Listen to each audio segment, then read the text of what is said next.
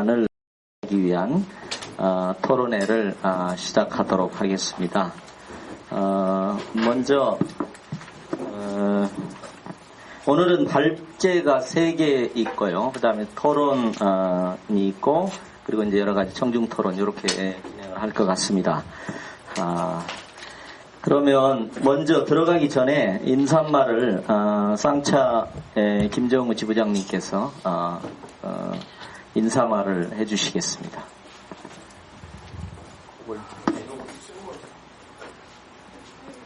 이걸로 쓰시죠.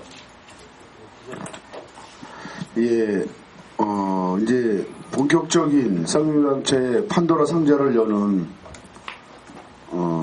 그 진실 게임을 하는 것이 지금부터 시작인 것 같습니다. 의원님을 중심으로 함께 해주시는 교수님하고 변호사님들, 이 분야에 있어서의 내용을 어떻게 접근을 하고 이 문제가 어떻게 풀려가는지에 대한 부분을 좀 더 심도 있게, 그리고 밀도 있게 좀 봐주시고 공부를 좀 하셔서, 학습을 하셔서 내용을 충분하게 알려내는, 그리고 이것이 정말 진실의 자료가 될 수 있도록 하는 토론을 좀 해주셨으면 고맙겠고요. 그와 더불어 쌍용장차 지부가 할 수 있는 모든 부분을 최대한 역량을 다 모아서 저희들 지원을 하고 함께 할 수 있도록 노력하겠습니다. 그러니까 이 자리를 빛내주셔서 고맙고요. 열심히 함께 듣고 학습하는 자리가 되었으면 좋겠습니다. 고맙습니다. 예. 그러면 한꺼번에 저희 발표자와 토론자를 소개해드리고 한꺼번에 박수를 받는 걸로 하겠습니다. 저는 사회를 보는 민교협 공동장을 맡고 있는 조 의원입니다. 그리고 오늘 발표는 여기 보시는 것처럼 3분 있습니다. 금속법률원의 김태욱 변호사님, 그리고 민교협 공동장이신 이도움 교수님, 그리고 금속노조 이정희 정책실장님, 예, 그리고 통합진보당 심상정 국회의원님 여기 계십니다. 그리고 은수미 민주통합당 국회의원님께서 이렇게 자리하셨습니다. 오늘 이 심상정 은수미 두 국회의원께서는 아마 가장 양 정당에서 상용 자동차 문제를 포함해서 비정규직 등등등 문제에 대해서 앞으로 혁혁하게 활동을 해주시고 저희와 함께 연대해 주실 걸로 기대가 되고 있는 것은 아마 여러분들이 너무나 잘 아실 겁니다. 바쁘신 중에도 시간을 내주신 두 분께 감사드리고요. 심상정 의원님께서 50분까지는 지금 계시긴 합니다만은 먼저 차라리 인사를 드리고 본격적인 발표와 토론을 하는 게 더 좋을 것 같습니다. 그러면 심상정 의원께서 먼저 토론 겸해서 말씀을 해주시겠습니다. 예, 반갑습니다. 오늘 쌍용자동차 범국민 대책위원회에서 쌍용자동차 문제 해결을 위한 의지를 모으는 차원에서 오늘 좋은 자리 마련해 주셔서 감사드리고요. 제가 토론자로 돼 있는데 중간에 일어나야 되니까 먼저 말씀하라고 기회를 주신 것 같습니다. 지금 19대 국회에 들어서서 새누리당, 민주통합당, 또 저희 통합진보당, 말할 거 없이, 전부 1호 법안을, 비정규직 법안을 냈습니다. 그리고, 노동의제를 선점하기 위한 노력이 치열하게 진행이 되고 있습니다. 저는 참으로, 고무적인 일이다, 이렇게 생각합니다. 그러나, 분명한 것은 쌍용자동차 노동자들 문제가 해결되지 않는다면 노동의 희망은 없다. 쌍용자동차 문제는 우리 사회에서 노동 기본권을 확립해가는 입구다. 저는 그렇게 생각합니다. 그래서 옆에 은수미 의원도 계시지만 19대 국회에서 제일 먼저 쌍용자동차 문제를 가장 책임있게 무겁게 받아들이고 있습니다. 내일 쌍용자동차 문제 해결을 위한 의원 모임 제안 기자회견을 우리 옆에 계신 은수미 의원하고 함께 할 예정이고요. 그래서 여야를 막론하고 쌍용자동차 문제에 대한 의원들의 관심을 촉구하고 또 많이 참여를 야권에서는 해주실 것으로 보는데 그렇게 참여를 하게 되면 이따 우리 은수미 의원께서 좀 더 구체적으로 말씀하시겠지만 무엇보다도 이 쌍용자동차 사태가 여기까지 오기까지의 진실이 도대체 무엇인가, 진상이 무엇인가 이것부터 밝히는 노력이 이루어져야 될 것 같습니다. 많은 사업장에서 정리해고가 있었고 파업이 있었고 또 폭력적인 진압이 있었는데 그런데 쌍용자동차는 어째서 지금 22명씩이나 이렇게 죽어가고 있는가. 또 정혜신 박사는 쌍용자동차 노동자들이 피폭 당한 그런 상태다. 이렇게 표현을 했습니다. 그런 진상이 정확하게 국민들에게 밝혀져야 된다는 것이고요. 그리고 이 쌍용자동차 문제는 단순한 노사관계에서 사용자에게 책임을 묻는 그런 노동조합의 역할을 넘어서 있습니다. 그런 점에서 이 쌍용자동차 문제는 정치가 해야 될 역할이 크다. 쌍용자동차 문제는 정치적 해결이 필요하다. 이렇게 저희는 인식하고 있습니다. 그런 점에서 쌍용자동차 문제 해결을 위한 해고자 복직을 위한 특별법이 추진돼야 된다. 이렇게 판단하고 있고요.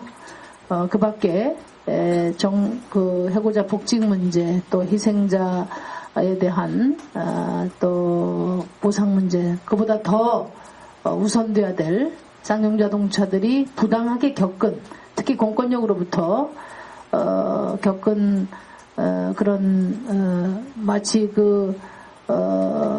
적으로 간주돼서 테러 진압용 이 테이저건이죠. 이런 총을 맞아야 되는 이런 반인륜적인 그런 행태에 대해서 분명한 사과가 있어야 한다. 그래서 정신적으로 또 심리적으로 우리 쌍용자동차 동지들이 인간성 회복에 어떤 전기가 마련이 돼야 된다. 이렇게 저는 생각합니다. 제가 금속노조에서 오랫동안 활동을 했어요. 많은 사업장을 다녔지만 제가 제일 많이 드나든 사업장이 쌍용자동차입니다. 그래서 다른 어떤 사업장보다 제가 내용을 잘 알고 있습니다. 쌍용자동차는 여느 부실사업장, 정리해고를 했던 부실사업장들처럼 이 쌍용자동차가 부실해서 또는 쌍용자동차가 장사가 안 돼서 여기까지 온 게 아닙니다. 여러분도 아시겠지만 코란도 한참 잘 나갔죠? 아주 잘 나가는 회사였어요. 그런데 쌍용그룹의 주력회사인 쌍용양회가 어려워지면서 쌍용자동차를 매각하게 되죠. 그룹, 이른바 재벌그룹의 위기 때문에 쌍용자동차를 매각을 합니다. 근데 매각도 제대로 해야 되는데 하필이면 또 조금 있다 망할 대우자동차한테 매각이 됐고 그 매각도 정부가 주선했죠. 대우자동차한테 매각이 됐는데 대우자동차가 2002년도니까 금방 또 망해버렸어요. 부실한 기업에 가서. 그래서 정부가 대우자동차가 인수해가지고 대우자동차가 부실기업이 돼가지고 정부에서 공적자금 투입을 받아서 회생됐습니다. 근데 대우자동차가 망해버리니까 그 다음에 법정관리로 갔어요. 그 법정관리 때 여러분들 뭐죠? 쌍용장 지금 잘 나가는 차 이름이 뭡니까? 렉스턴을 개발해가지고 그 법정관리 때 흑자를 기록했습니다. 노동자들이 정말 임금도 동결하고 그 당시에 제 기억으로는 비정규직이 1000명씩이나 잘려나가고 이렇게 하면서 자구책 속에서 흑자를 기록했던 기업입니다. 근데 그 기업을 이제 먹튀자본인 상하이차한테 팔아넘겼어요. 2005년도에. 마침 그때 제가 2004년도에 국회에 들어와 있을 때입니다. 그래서 제가 국회에서 당시 그 대주주가 산업은행이었기 때문에 산업은행장한테 분명히 이야기했습니다. 이 상하이차는 제법에 마음이 있는 기업이다. 이 쌍용자동차를 쌍용자동차의 지속적 발전을 목표로 인수하는 게 아니고 그 한꺼풀 위에 있는 그 자동차 기술 이거 빼가려고 지금 달겨드는 회사다. 이걸 제가 분명히 이야기했습니다. 그랬을 때 그 산업은행에서 뭐라고 그랬냐면은 기술 유출 방지 특약을 다 체결해서 아무 문제가 없습니다. 이렇게 이야기를 했어요. 당신들 2, 3년 안에 상하이차 기술 빼가면 철수할 거다. 제가 그렇게 이야기를 하고 노조에도 그런 이야기를 좀 했고 제가 그랬습니다. 그 기술 특약 하나 가지고 이제 뭐 우리한테 다 답변을 했어요. 그러다가 2006년도에 그래서 상하이차에 넘어갔습니다. 2006년도에 뭐 말씀드리기 좀 그렇지만 정세균 민주당 그 전 대표께서 산자부 장관에 재임하셨을 때 상하이 방문하고 오셔가지고 특약이 슬그머니 해제가 돼버렸어요. 그래서 기술 특약이 없어져 버리면서 기술을 다 빼갔죠. 그러면서 이제 그 다음에 이제 철수 이렇게 되는 겁니다. 그래서 다시 또 이제 주인 없는 회사가 돼가지고 그러다가 다시 또 제2의 상하이차를 반복할 지금 인도가 자동차 업계를 지금 그 산업 발전에 아주 중요한 그 산업으로 지정해서 지금 노력하고 있거든요. 중국이 그랬습니다. 이전에 상하이차 할 때 똑같은 상황이라고 봐요. 그래서 아마 거기도 기술에 대한 욕심이 더 클 것이다. 저는 그렇게 짐작을 하는데 제가 이런 말씀 드리는 건 뭐냐면 정말 잘 나가는 기업을 재벌그룹의 문어발식 그 책임 전가와 정부의 잘못된 재벌 지원 정책으로 인해서 지금 이렇게 어려운 상황을 만들었다. 두 번째는 쌍용자동차는 동종업종의 기아자동차, 현대자동차 뭐 정규직 대기업 귀족 노동자 이렇게 이야기하는데요. 동종업종보다 한 20-30% 임금이 항상 임금과 근로조건이 다 낮았습니다. 왜냐하면 계속 자구책을 해야 되기 때문에 동결하고 그 다음에 무슨 뭐 저 복지도 반납하고 이렇게 했어요. 그렇게 해서 허리띠 졸라매고 재벌 기업주가 망친 회사를 살리기 위해서 노동자들이 정말 허리띠 졸라매고 자구책 강화하면서 그렇게 해서 살려낸 기업이에요. 그런데 이것을 다시 정부가 먹튀 자본에게 정치적인 이유로 팔았습니다. 제가 알기로는 그렇게 해서 망쳤다는 거죠.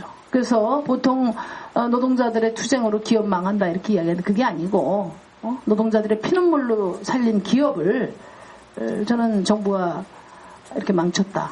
그리고 그 모든 책임을 노동자들에게 전가했다. 이렇게 저는 봅니다.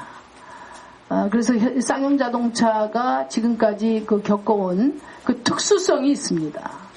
쌍용자동차 동지들이 정리해고 됐기 때문에 지금 22명째 죽어가는 게 아닙니다.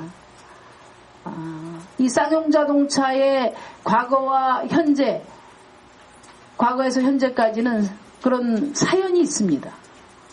도저히 노동자들이 수용할 수 없는 사연이 있어요.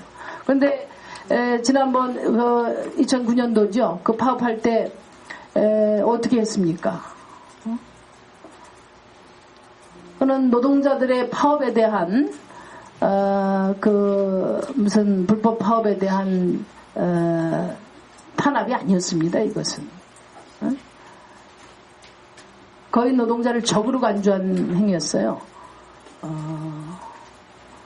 그리고 그 살상무기, 테러 방지용 살상무기인 테이저건을 노동자들에게 마구 쏘아댔습니다. 그럼에도 불구하고 그 사회적으로 크게 문제도 되지 않았고 노동자들 그렇게 대하고도 어느 한 사람 경찰청에 누구 책임도 지지 않았습니다.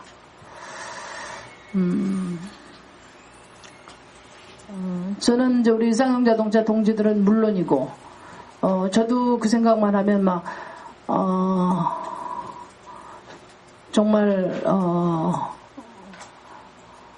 참 가슴에서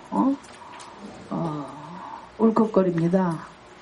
그래서 이런 일들은 반드시 규명돼야 된다 이렇게 생각하고요. 우리 노동자들이 물론 뭐 노동자들도 잘잘못이 있을 수 있습니다. 그러나 이렇게 인간적으로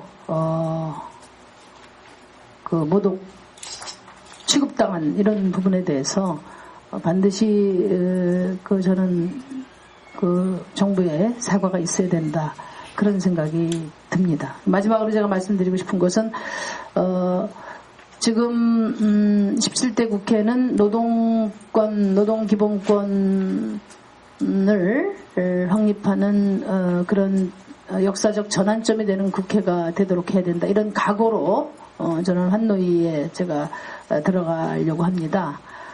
그리고 그것이 되기 위해서는 무엇보다도 우리 한국 현대사에서 분단과 냉전 이데올로기에 의해서 유배됐던 노동이라는 단어, 노동자라는 단어, 지금도 노동이라는 단어는 아직까지도 온전한 시민권을 찾지 못했습니다. 제가 얼마 전 기자회견에서 이야기했지만 지금 헌법도 근로자고 지금 근로기준법이고 노동법에도 근로자로 되어 있습니다.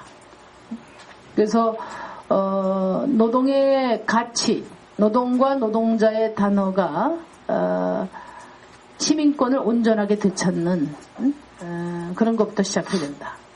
노동의 가치가 존중되는 그런 인식의 대전환부터 시작돼야 된다. 그래서 여러 법 제도의 개선도 중요하지만 우리 대한민국 사회가 이 극단적인 그런 시장 만능주의 또 전통적인 반노동자 정서 이런 것들을 바로잡는 그런 일부터 시작하겠다는 약속으로 제 말씀 마치도록 하겠습니다. 고맙습니다. 예, 고맙습니다. 네. 심상정 의원하고 은수미 의원이 지금 환노위에 배치돼가지고 노동부를 포함해서 그러니까 배치된다는 설이 지금 떠돌아다녀서 노동부를 포함해서 정부에서 지금 대책반이 가동 중이라는 얘기를 제가 간접적으로 들은 바가 있는데 두 분이 더 아주 혁혁하게 활동해 주시기를 부탁드립니다. 고맙습니다. 그러면 이제 본격적으로 발표와 토론으로 넘어가도록 하겠습니다.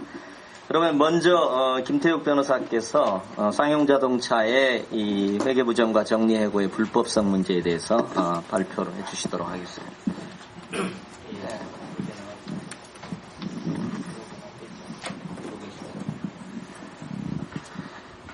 예, 금속법률원의 김태욱 변호사라고 합니다.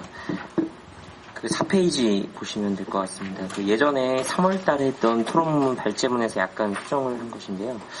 현재 이제 그 자문단이 구성이 돼서 이 발제문에 아직 포함되어 있지 않은 그 3일 보고서의 3일 회계법인 보고서의 문제점하고 삼정 KPMG 그 HPV 등에 대해서는 지금 다른 분들하고 같이 좀 검토를 하고 있습니다. 그래서 그런 부분은 이제 다음번 만약에 또 발제를 하게 되면 보강을 할 것을 약속드리면서 현재까지 좀 파악한 것을 위주로 좀 말씀을 드리겠습니다.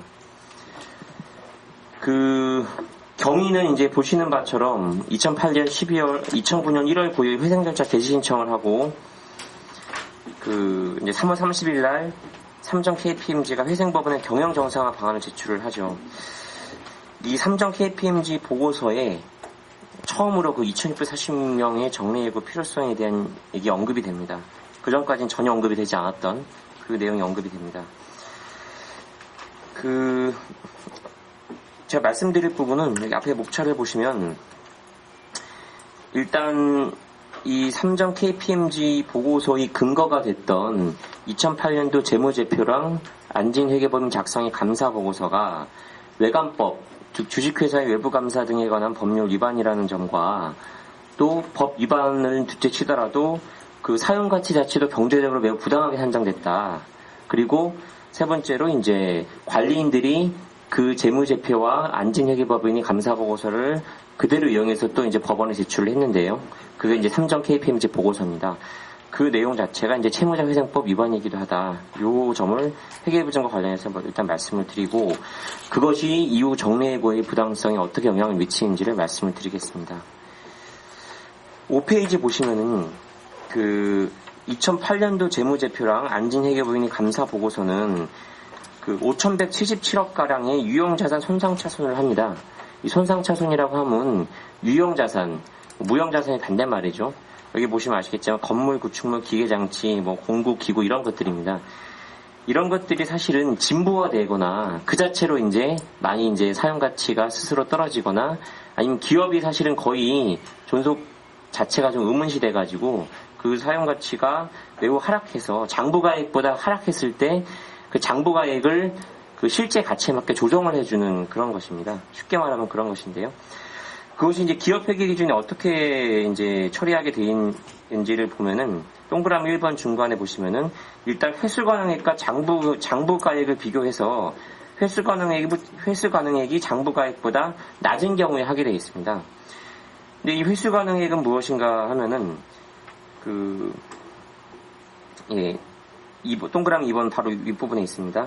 순매각 가치와 사용 가치 중에 큰 금액을 이야기하는 겁니다.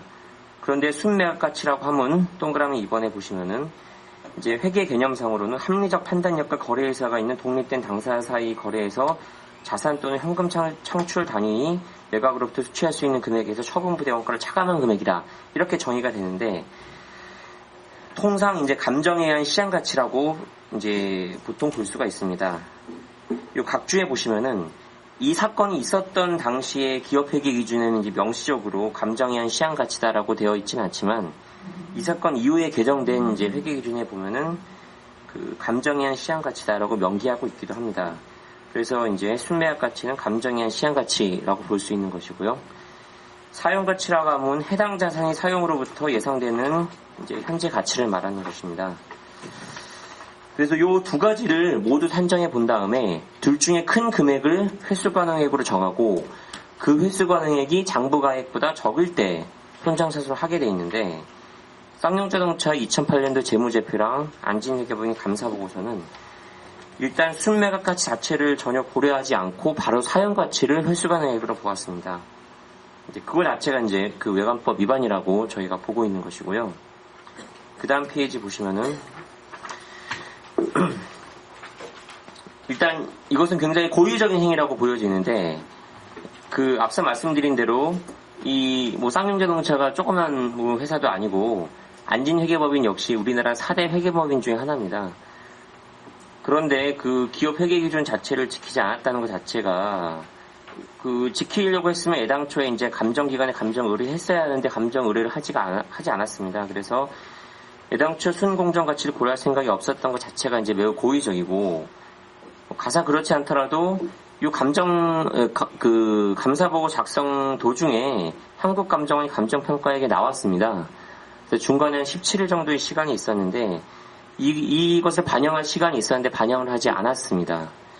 그리고 세 번째로 17일밖에 없었으니까 시간이 없었다 이렇게 변명을 할 수도 있겠지만 이 회계 기준에 보면 이제 감정평가서의 기준일 이후에 변경된 상황을 또 반영할 수 있는 절차가 마련되어 있는데 그런 절차도 밟지 않았습니다. 그래서 어느 모로 보나 이건 상당히 고의적인 행위로밖에 볼 수가 없다 이렇게 생각이 되고요. 또 그러면 순매각 가치, 순공정 가치를 산정하지 않고 바로 손상차손을 한 것이 위법하지만 혹시 적법하다고 가정하더라도 과연 그것도 제대로 된 것인가 본다면 그것도 제대로 되지 않았습니다.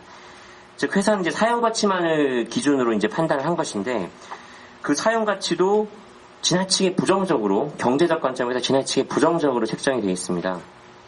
그 7페이지 보시면은 이 손상차손 조서라고 이제 재판 과정에서 제출이 된 문서가 있는데 사실 이게 글씨가 굉장히 작게 거의 알아볼 수 없게 사실은 제출을 해가지고 이거 분석을 하신 송덕규 회계사님이 사실 알아보기가 매우 힘드셨었는데 어쨌든 그 손상차손 조서의 내용을 보면은 액티온, 카이론, 렉스턴, 로디우스 같은 이 주요 차량의 단종 시기가 2009년 말, 2010년 말 이렇게 되어 있습니다. 그런데 현재 이 차종들은 계속 생산이 되고 있습니다. 즉 주요 차종들이 실제 더 생산을 하고 있음에도 불구하고 차종 단종 시기를 지나치게 빨리 잡아서 사용 가치가 그만큼 낮아질 수밖에 없었던 것입니다. 실제로 다른 회사의 경우 비교를 해보면은 쌍용차 같은 경우는 건물만 딱 봤을 때 50% 정도 손상 차손을 했습니다. 즉 가치를 50% 정도 깎은 것인데요. 쌍용차보다 더 어렵다고 볼 수 있는 상황이었던 98년도 IMF 당시에 대우그룹 부도 상황에서 뭐 기아나 대우나 여러 가지 어려운 입장에 처했었는데 대부분 손상 차손을 하지 않았고 2008년도에 그 GM이 파산 절차에 들어갔었죠. 그 모기업이 이제 GM이 파산까지 돌입했던 상황에서 한국 GM도 유형자산 총 장부가액 1.3% 정도의만을 손상차손 처리했을 뿐입니다. 그래서 이런 점을 보더라도 뭐 유업성 여부를 떠나서 사용가치 산정도 매우 부당하게 이루어졌다라고 보지 않을 수 없고요. 이 5,177억이 결국 없었다라고 한다면 이 표에 보시는 것처럼 부채 비율이 561에서 187로 급격하게 개선이 됩니다. 통상 이제 부채 비율이 200% 이하면은 그렇게 뭐 어느 정도 유지되는 기업으로 보는 거죠. 대부분 우리나라 기업들이 부채로 이제 경영을 하지 않습니까? 갚을 능력이 되는지 안 되는지가 문제인 것이지 부채로 경영을 하기 때문에 200% 미만인 경우는 사실은 뭐 건실한 기업 쪽에 속하는 것입니다. 적어도 이 정도 대규모 정리해고를 할 만한 상황은 아니게 되는 것이고요. 세 번째로 채무자회생법 위반 부분을 보면은 일단 그 회생 절차 개시 결정이 되면은 관리인 즉 이제 이유일 박영태죠. 박영태 유일이죠. 예. 박영태 유일 이 사람들은 법원에다가 회생 절차 개시 당시 그 회사 자산을 시가를 기준으로 평가해서 보고를 하게 돼 있습니다. 그렇게 하는 이유는 법원이 이 회사의 실제 가치를 정확히 파악해서 얼마큼 회생이 가능한 회사인지를 이제 알아보기 위한 것인데요. 8페이지 보시면은 그러면은 이제 당연히 그 보고를 하는 그 취지가 얼마큼 살 수 있는 회사인지를 알아보고자 하는 것이기 때문에 실제로 감정 그가를 기준으로 한 시가를 기준으로 보고를 하게 돼 있습니다. 그런데 이제 이 쌍용차 같은 경우는 앞서 말씀드렸던 그 손상차손이 5,177억씩이나 된 그 보고서를 기초로 자산을 평가해서 보고를 했고요. 이 점에서 채무자회생법 위반이라고 말씀을 드리는 것이고요. 그래서 이제 실제 이 부분은 회생 절차에서 법원이 선임했던 조사위원인 3일 회계법인에 의해서 일정 부분 수정을 거치기도 합니다. 그래서 이제 3일 회계법인이 수정을 거치긴 하는데 3일 회계법인도 사실은 모든 항목을 다 수정한 것은 아니고 당시 한국감정원이 감정평가를 내렸던 그 유형자산 항목들 건물, 구축물, 기기장치 3개 항목이고 나머지는 한국감정원이 감정평가를 안 했었는데요. 이 3개 항목 플러스 토지에 대해서만 3일 회계법인이 손상차손을 조정을 하고 나머지는 이제 그대로 이제 장부가를 기준으로 보고를 합니다. 그래서 3일 같은 경우 약 4천억 정도의 이제 플러스를 이제 처리를 해서 법원에다 보고를 합니다. 그래서 이제 일부 3일에 의해서 약간 수정이 되긴 했습니다만 어쨌든 관리인들이 법원에다가 잘못 유업하게 보고서를 작성해 제출했던 그것이 이제 없어지는 것은 아니기 때문에 그 점에서 이제 유업하다고 말씀을 드리는 것이고요. 그러면 일단 이제 여기까지 회계상의 문제점을 좀 말씀을 드렸고 쌍용차는 이제 회생 절차랑 정리해고 절차가 중복되게 됩니다. 그래서 이 법원이 판단이 서로 좀 영향을 주는 그런 과정이 있었는데 일단 먼저 회생 절차에서의 회사 주장과 법원이 판단이 어떠했는지를 먼저 살펴보도록 하겠습니다. 9페이지에 보시면은 회생 절차 신청 시에 여기 이제 써있는 표현들은 회사가 작성한 신청서에 있는 표현을 그대로 옮긴 겁니다. 밑줄 친 부분 보시면 아시겠지만 회생을 할 수 있는 이유로서 쌍용차의 인력들이 우수하다라는 걸 제시를 하고 있습니다. 그에 앞서 먼저 요 방가로 1번 밑에 부분을 보시면은 회생 절차에 이르게 된 원인으로서 크게 3가지를 제시하고 있습니다. 유가 급등과 미국 경제 위기, 그리고 환율 급등에 따른 파생 상품 거래 손실, 그리고 세 번째로 연구개발과 투자 부진에 따른 실적 부진. 사실은 뭐 세 번째가 가장 큰 요인인 것 같은데 어쨌든 분명히 이제 주요한 원인으로 스스로 인정을 하고 있는 거고요. 보시면 아시겠지만 인력 구조에 문제가 있다는 것은 어디에도 나와 있지가 않습니다. 오히려 그 쌍용차의 인력 부분은 회생을 긍정적으로 볼 수 있는 요소로서 제시가 되고 있습니다. 그래서 축적된 노하우 우수한 인재가 있다. 물론 여기 9페이지 제일 밑에 동그라미 4번에 구조조정 얘기가 언급이 되어 있습니다만 그 구조조정이라고 함은 10페이지에 보시는 것처럼 그 조직 개편을 한다는 그런 의미인 것이지 이런 대규모 정례익을 한다는 의미가 아니고, 그리고 기존에 그 자동차 회사들이 이제 비정규직을 이제 약간 정규직의 구조조정 안전판으로 사용하고 있었지 않습니까? 물론 비정규직의 이 해고도 정례해고인 분명하지만 현재 저희가 논의하고 있는 이 정례해고와는 약간 성질이 다른 것이기 때문에 이제 여기서 말하는 그 회사가 여기서 비정규직 구조조정을 얘기했다고 해서 이것이 현재 2,646명의 정례해고를 의미하는 거라고 볼 수는 없을 것 같습니다. 이제 정리하면은 회생절차 개시 신청 당시만 해도 회사는 이 인력 구조의 문제가 이 회사 경영의 어려움이 원인이라고 보고 있지 않았고, 오히려 그 우수한 인력이 회생절차를 졸업할 수 있는 긍정적 요인이라고 생각을 했던 것입니다. 구조조정이라고 언급된 부분이 있긴 하지만 거기서 말하는 구조조정은 인력 재배치나 비정규직 구조조정을 의미하는 것으로서, 물론 비정규직 구조조정을 정리해보는 건 당연히 맞지만 적어도 이제 저희가 지금 논의하고 있는 구조조정하고는 분명히 다른 것이다 는 것을 알 수가 있을 것 같습니다. 3.1계법인의 분석 조사 보고서 보면은 그 뒤에서도 말씀드리겠습니다만 이 정례해고의 필요성 여부에 대해서는 판단을 하지 않습니다. 즉 3정과 회사가 제시한 그 구조조정안을 그대로 수용한 전제에서 이 전제라면 회사가 살 수 있는지 없는지 여부는 판단했을 뿐입니다. 즉 정례해고 하지 않았을 때에도 회사가 살 수 있는지, 혹은 그 정도 규모의 정례가 필요했는지에 대해서는 사실은 전혀 판단하지 않은 것입니다. 그것은 이제 10페이지랑 11페이지에 보시면 다 나와 있는데요. 10페이지 하단에 보시면은 평가의 기본 전제라고 되어 있습니다. 기본 전제이기 때문에 그 자체의 정당성을 판단해 본 바가 없는 것이고요. 그리고 11페이지 중반에 보시면은 스스로 이제 자신의 어떤 평가의 한계를 인정하고 있는 것인데, 여러 가지 이제 불확실성이 있는 것이고, 그 불확실성에 의해서는 이제 자신의 어떤 주관적 추정에 근거했다라고 이제 밝히고 있습니다. 12페이지 보시면은 이것은 회생 법원도 마찬가지입니다.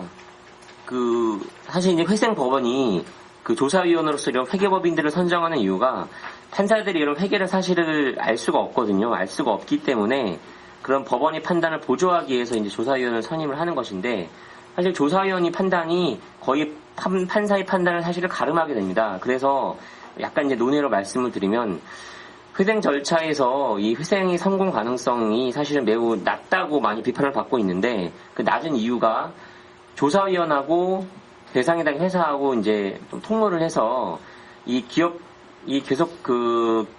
기업 가치를 지나치게 긍정적으로 평가한다.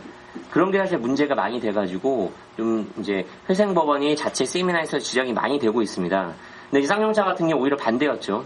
오히려 반대였는데, 이제 제가 말씀드리고 싶은 것은 이제 법원이 사실 조사위원이 판단을 제외하고는 독자적으로 이런 회사의 그런 가능성 여부를 판단할 능력이 없다는 것이죠. 그래서 회생 절차의 조사위원이 그만큼 많은 권한을 행사하고 있는 것인데요. 이 12페이지에 보시면은, 그 법원 판단을 보시면 아시겠지만 3.1계법인 판단에 그대로 의존을 하고 있습니다. 독자적으로 법원 스스로 판단하는 바는 없는 것이고요. 13페이지에 보시면은 그 회생법원 역시 이 회생에 이르게 된 원인으로서 회사의 경영상 문제점이 있음을 지적을 하고 있습니다. 그래서 결론적으로 말씀을 드리면은 그 회사 스스로도 인정했고 회계법인도 인정했고 회생법원도 인정한 그 모든 사실은 회생 절차에 이르게 되는 원인에 있어서 인력 구조의 문제는 없다는 것이고, 14페이지에 그리고 3정 KPMG를 제외하고는 어느 회계법인도 그리고 회생법원도 이 다른 방식의 어떤 회생 가능성이 있었는지를 판단해 본 적이 없다라는 것입니다. 15페이지에 가시면은 해고 무효 확인 사건에서도 이런 것이 여전히 이제 이어집니다. 15페이지에 보시면 쌍용차 스스로가 이제 자신들의 경영 위기가 이제 앞서 말씀드린 그 경영상 잘못에서 기인한 것임을 인정을 하고 있고, 16페이지에 보시면은 하지만 이제 그 정례해고 정당성을 주장하는 근거로서 16페이지 중반에 회생법원이 회생계획을 인가했다라는 것을 주된 근거로 삼고 있습니다. 그러나 이 소송 진행 과정에서 이 회생 절차에서의 그 회계 조작 문제가 좀 제기가 되니까 중간에 좀 주장을 약간 바꿉니다. 그래서 16페이지 동그라미 2번을 보시면은 그 회생 절차에서 이제 인가를 받았다는 것만 계속 강조하다가 8월 17일부터는 장래의 필요성에 의해서 결정이 된 것이지 반드시 꼭 회생 때문에 그런 것은 아니다. 이런 식으로 약간 주장을 좀 변경하고 있습니다. 그 1심 법원의 판단은 그 18페이지에 보시면은 중반 부분입니다. 뭐 장래의 경영상 필요 때문에 이루어진 해고다라고 보진 않았고 1심 법원은 유동성 부족으로 인한 회사의 도산 위기를 피하기 위해서 이루어진 불가피한 선택이다라고 봤습니다. 그리고 그 근거로 19페이지에 4가지 근거를 제시합니다. 일단 첫 번째 그 2008년 9월 기준으로도 회생 절차 개시 사유가 있었다. 두 번째, 삼정 KPMG가 그 정도 대규모 구조조정이 필요하다고 보았다. 세 번째, 3.1회계법인도 마찬가지로 보았다. 그리고 네 번째, 그 노동조합에서 주장하는 손상차산이 유업하다고 볼 수 없다. 이런 4가지 근거를 제시를 하고 있는데 20페이지에 보시면은 그 첫 번째로 그 적법하게 처리했다라고 본 것은 그 1심 법원이 좀 잘못 판단했다고 생각을 하는 거고요. 앞서 말씀드린 그런 외관법 위반 부분을 참조하시면 될 것 같고요. 두 번째로 이제 2008년 9월 기준으로도 여전히 회생 절차 개시 사유가 있었다라고 본 부분인데 그 부분을 보면은 이제 20페이지 중간입니다. 2008년 9월 당시에는 980억이었는데 이 손상 차손이 그렇게 유업하게 되지 않았다고 한다면 그 1,900억 정도가 이제 그 정리해고 당시에 900억 원 정도의 단기 순손실이 있게 됩니다. 즉 2008년 9월보다 좀 액수가 늘어나긴 하지만 정리해고를 전혀 계획하고 있지 않았던 상황에서 약 40% 정도의 인원을 정리해고하는 그런 계획을 도출할 만큼의 사정된 계약을 볼 수는 없다라고 생각됩니다.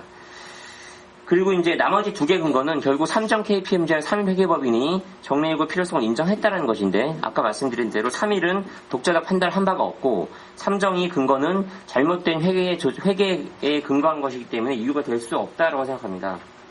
21페이지에 보시면은 회생 절차와 정리해고의 관계에 있어서 뭐 법원은 어쨌든 원칙적으로 회생 절차라는 이유만으로 정리해고가 무조건 정당하다라고 보고 있지는 않습니다. 물론 사실상 많이 인정을 해주고 있지만 어쨌든 원칙적으로는 바로 그것이 정리해고의 정당성 인정 근거로 쓰고 있지는 않은 거고요. 그거는 결국 정리해고는 우리 금기법이 인정하는 바처럼 최후 수단으로 인정이 돼야 되기 때문에 아무리 회생 절차에 이를 정도로 회사가 어려울지라고 하더라도 다른 방식으로 회생 절차를 줄여갈 수 있는 사유가 있는지를 찾아봐야 된다는 것입니다. 그런데 이 사건에서는 그러지 않았다는 것이고요.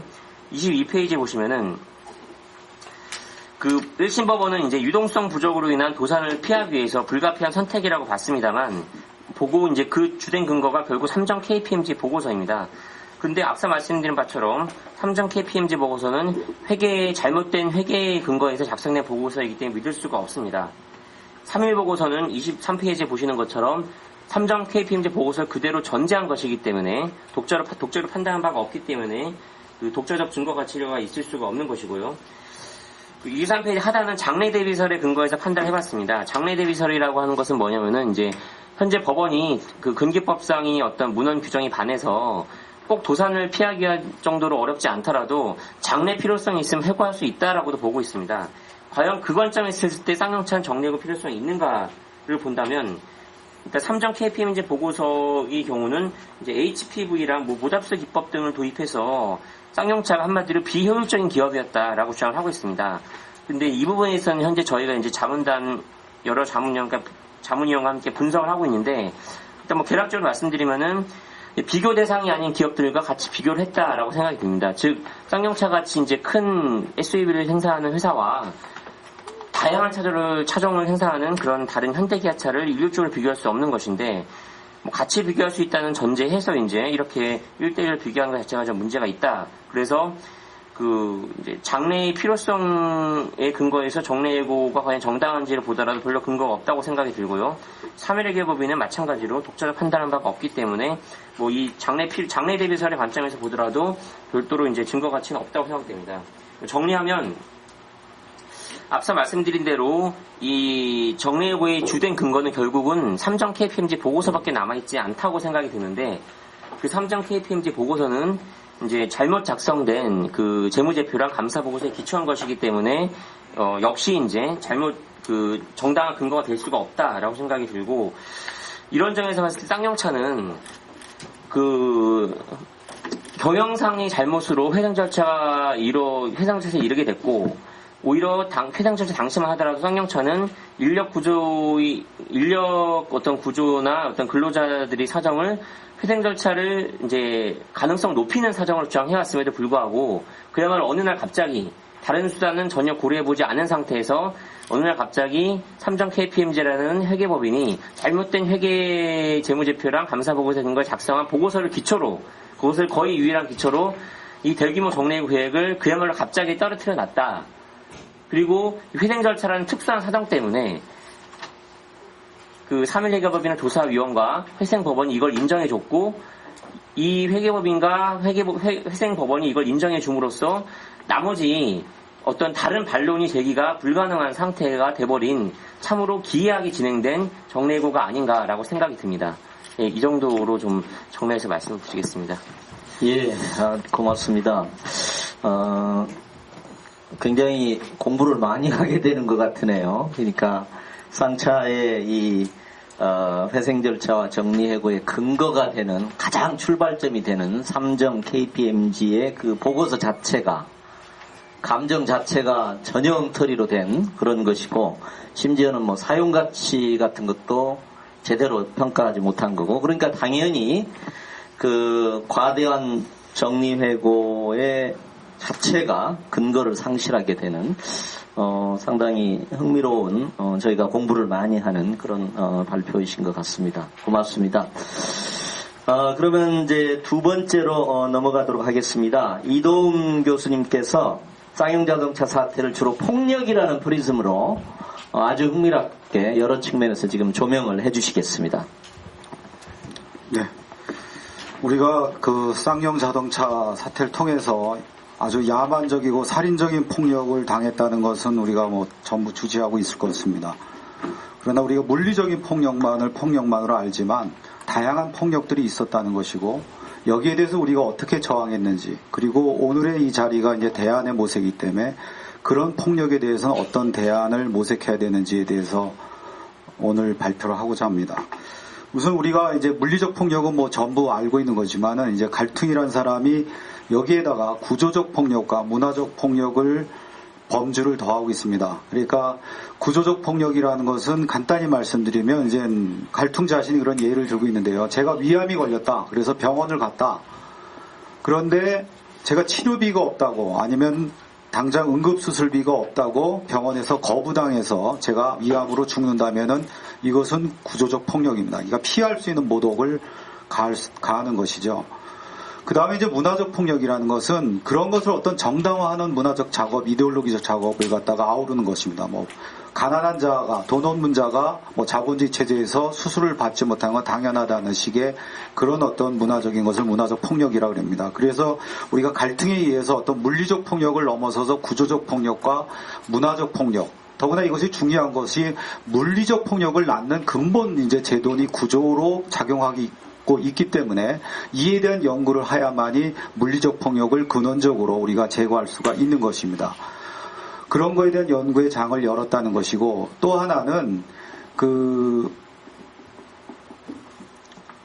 우리가 평화를 여태까지 폭력이 없는 상태라고 소극적으로 정의했는데, 이에 갈등에 의해서 구조적 폭력을 제거한 상태가 평화라고 이제 적극적인 평화 개념을 세울 수 있게 됐습니다. 그러나 이런 갈등의 개념에도 한계가 있는데요. 우선 하나는 서양 애들은 대개 이제는 실체론적 사회로 보는데 갈등도 이제 마찬가지입니다. 지금 간단히 말씀드린다면 지금 이 순간에도 제 호흡으로 많은 이산화탄소가 뿜어져 나오고 있고, 그 호흡에 나온 이산화탄소로 인해서 미세하지만 저희들이 감지하지 못하지만 이산화탄소를 좋아하는 박테리아는 수억 마리로 늘어날 것이고, 반면에 이제 이산화탄소를 싫어하는 흑기성 박테리아, 호기성 박테리아가 있죠. 그것은 다시 그 몇 분의 1로 줄어들 것입니다. 그렇게 대기가 변하고 그 변한 대기가 찰나의 순간에도 여러분과 제 몸에 동시에 들어옵니다. 들어와서 몸을 바꾸게 되고, 바꿔진 몸들이 또 호흡을 바꾸게 되고 대기를 바꾸게 되는 것이 일어나게 됩니다. 그러니까 우리는 어떤 실체라기보다는 저는 이제 인터 비커밍이라고 봅니다. 서양에서 이제 비잉이라는 걸 중심으로 인간을 갖다 통찰했지만 우리는 찰나의 순간에도 역동적으로 서로가 서로에게 영향을 미치고 서로에게 조건이 되고 서로를 형성한다고 봅니다. 그래서 폭력의 관계도 가해자가 피해자에게 일방적으로 행하는 것이 아니라 이런 어떤 연기적 관계에서 생긴다는 인식을 해야 되는 것이고요. 또 하나는 이제 재연의 폭력에 대한 인식이 없었다고 봅니다. 21세기에서 가장 중요한 폭력 가운데 하나는 재연의 폭력입니다. 우리가 보는 현실은 실제 현실이 아니라 미디어가 구성한 현실입니다. 그리고 21세기에 그 전에 없었던 것이 또 하나 벌어지는 것은 예전에는 사랑하는 두 남녀가 있었고 그 두 남녀의 그 사랑을 갖다가 반영하거나 모방한 드라마나 소설이 있었습니다. 그러나 지금은 거꾸로 광고나 드라마에 있는 사랑을 보고 흉내내게 됩니다. 그러니까 미디어가 오히려 현실을 구성하는 것입니다. 그랬을 때 이런 것을 재연의 위기라 그러는데 이 재연의 위기에서 왜곡된 현실을 보고 어떤 폭력을 가할 때 그러니까 흑인이 폭력적이지 않은데 미국 드라마에서 흑인이 대개 살인 강도로 나오는 것을 보고 백인이 흑인에 대해서 실질적인 폭력범이라고 착각을 해서 폭력을 가했을 경우 이것이 바로 재연의 폭력입니다. 바로 저는 이 쌍용 자동차에 대해서도 물리적 폭력만이 아니라 구조적 폭력, 문화적 폭력 그리고 재연의 폭력이 모두 행해졌고 또 이에 대해서 우리가 나름대로 각각에 대해서 대안을 모색해야 된다고 생각합니다. 우선 재연의 폭력은 크게 세 가지입니다. 하나는 한마디로 얘기한다면 이제 빨갱이로 쌍용 자동차 노동자를 빨갱이로 재연한 폭력들이 그 조중동 신문을 비롯해서 이제 행해졌다는 것이고 이것이 단순히 빨갱이로만 치부한 것이 아니라 여기에 뭐 사례도 있지만 나중에 평택의 초등학교 선생이 우리 반에 쌍용 자동차 노동자가 아버지인 분이 있냐 없다 그랬더니 우리 반은 빨갱이 없어 다행이다 이럴 정도로 이제 일상의 가족의 관계까지 침투하면서 이제 상처를 주고 영향을 준다는 것입니다. 그래서 이 32쪽으로 바로 넘어가겠습니다. 근데 이런 어떤 그 빨갱이로 재연의 폭력에 대해서는 그 크게 대응을 하지 못했던 것도 우리가 하나의 한계라고 생각합니다. 반면에 이제 희망버스 때는 어느 정도 대응을 해서 조선일보 논조도 바뀌는 것이 나타납니다. 그래서 32쪽의 마지막 3.2의 마지막 단락 읽겠습니다. 우선 언론 파업 투쟁에서 승리하여 공중파를 선전의 장으로 확보하고 이를 진지로 하여 여론 투쟁을 하여야 합니다. 종북좌파 논란에 대해서는 이를 정당민주주의와 인권의 문제만으로 한정을 짓고 이의 비약을 논리적으로 비판하고 차단하는 한편 궁극적으로는 종북좌파에 대해 시비하는 자체가 그 프레임에서 놀아나는 것이므로 무상급식과 같은 새로운 프레임을 만들 필요가 있다. 그러니까 지금 종북좌파 논란이 대선에까지 영향을 미치고 있고 다른 모든 문제들을 갖다 잠재우고 있는데요. 여기에 궁극적인 새로운 프레임을 만들어가는 것이라고 봅니다. 그러니까 여러분도 아시겠지만 레이커프란 사람이 공화당에게 민주당이 계속 진 이유를 분석한 가운데서 그러니까 공화당의 어떤 정책에 대해서 민주당이 계속 반대만 하면서 그 프레임에서 놀아났다는 것이죠. 그렇기 때문에 그 새로운 어떤 정권을 창출하기 위해서는 기득권 세력이 만든 프레임을 반대할 것이 아니라 새로운 프레임을 이제 만들어야 된다고 하는데 이 사회에서도 마찬가지라고 봅니다. 그 다음에 뭐 여러분이 주제하듯이 이제 경제 혼란의 주범으로 이제 재연을 했던 것입니다. 그래서 이것은 34쪽으로 넘어가겠습니다. 이 재연의 폭력, 이렇게 경제 파괴범 내지는 쌍차의 어떤 파업이 이제 한국 경제를 파산시킬 것이라는 이런 재연에 대해 폭력에 대해서 크게 대응을 하지 못했습니다. 그래서 이것도 마지막 단락 대안 중심으로 읽겠습니다. 이제 파업 때마다 되풀이되는 지배 권력의 파업 이퀄 파산 논리에 효과적으로 대응할 수 있는 시스템을 마련해야 합니다. 부정적 담론으로는 자본과 정권의 비리와 부패, 부조리, 경영부실, 정책 오류 등이 경제 위기의 주요 요인임을 폭로하고 긍정적 담론으로는 파업 이퀄 경제의 민주적, 합리적, 상생적 발전을 도모하기 위한 마지막 소통의 방식 등으로 논리를 개발하고 이를 선전하는 시스템의 확보가 필요합니다. 정부와 신자유주의자들의 이해관계, 이데올로기, 전략을 잘 파악하고 이를 명확하게 폭로하며 이데올로기의 허위성을 비판하고 대안의 프레임을 창조하고 이를 바탕으로 담론 투쟁을 전개해야 됩니다. 그러니까 쌍차 투쟁도 파업 초기부터 이게 회계 조작에 의한 정리해고였기 때문에 이 정리해고 자체가 무효라는 데서 초점을 맞춰서 여론 투쟁을 했다면은 좀 더 이제 우리가 좋은 성과를 거뒀을 것이라는 것입니다. 그 다음에 이제 과격 폭력 집단으로 이제 재현을 한 것이고요. 잠깐 35쪽 이제 사진을 보십시오. 여기 사진에 보듯이 모든 조중동 신문에는 카메라 앵글이 이쪽 시위자의 등 뒤에서 찍게 됩니다. 그러면 시위자의 어떤 폭력만 똑같은 현장을 찍더라도 폭력만 노골적으로 묘사가 되게 됩니다. 만약에 반대 뒤에서 시위자의 뒤에서 사진을 찍게 되면 오히려 경찰의 폭력이 노출되게 됩니다. 이런 식으로 똑같은 현장을 똑같은 시간에 찍었다고 하더라도 시점 하나로 그 어느 쪽이 폭력적이었다, 뭐 경찰이 폭력적이다, 노동자가 폭력적이다, 정반대의 결과를 가져오는 것이 바로 재현의 폭력이기 때문에 이에 대해서 우리가 대응을 해야 되는 것이고요. 그다음 35쪽 이것도 대안만 읽겠습니다.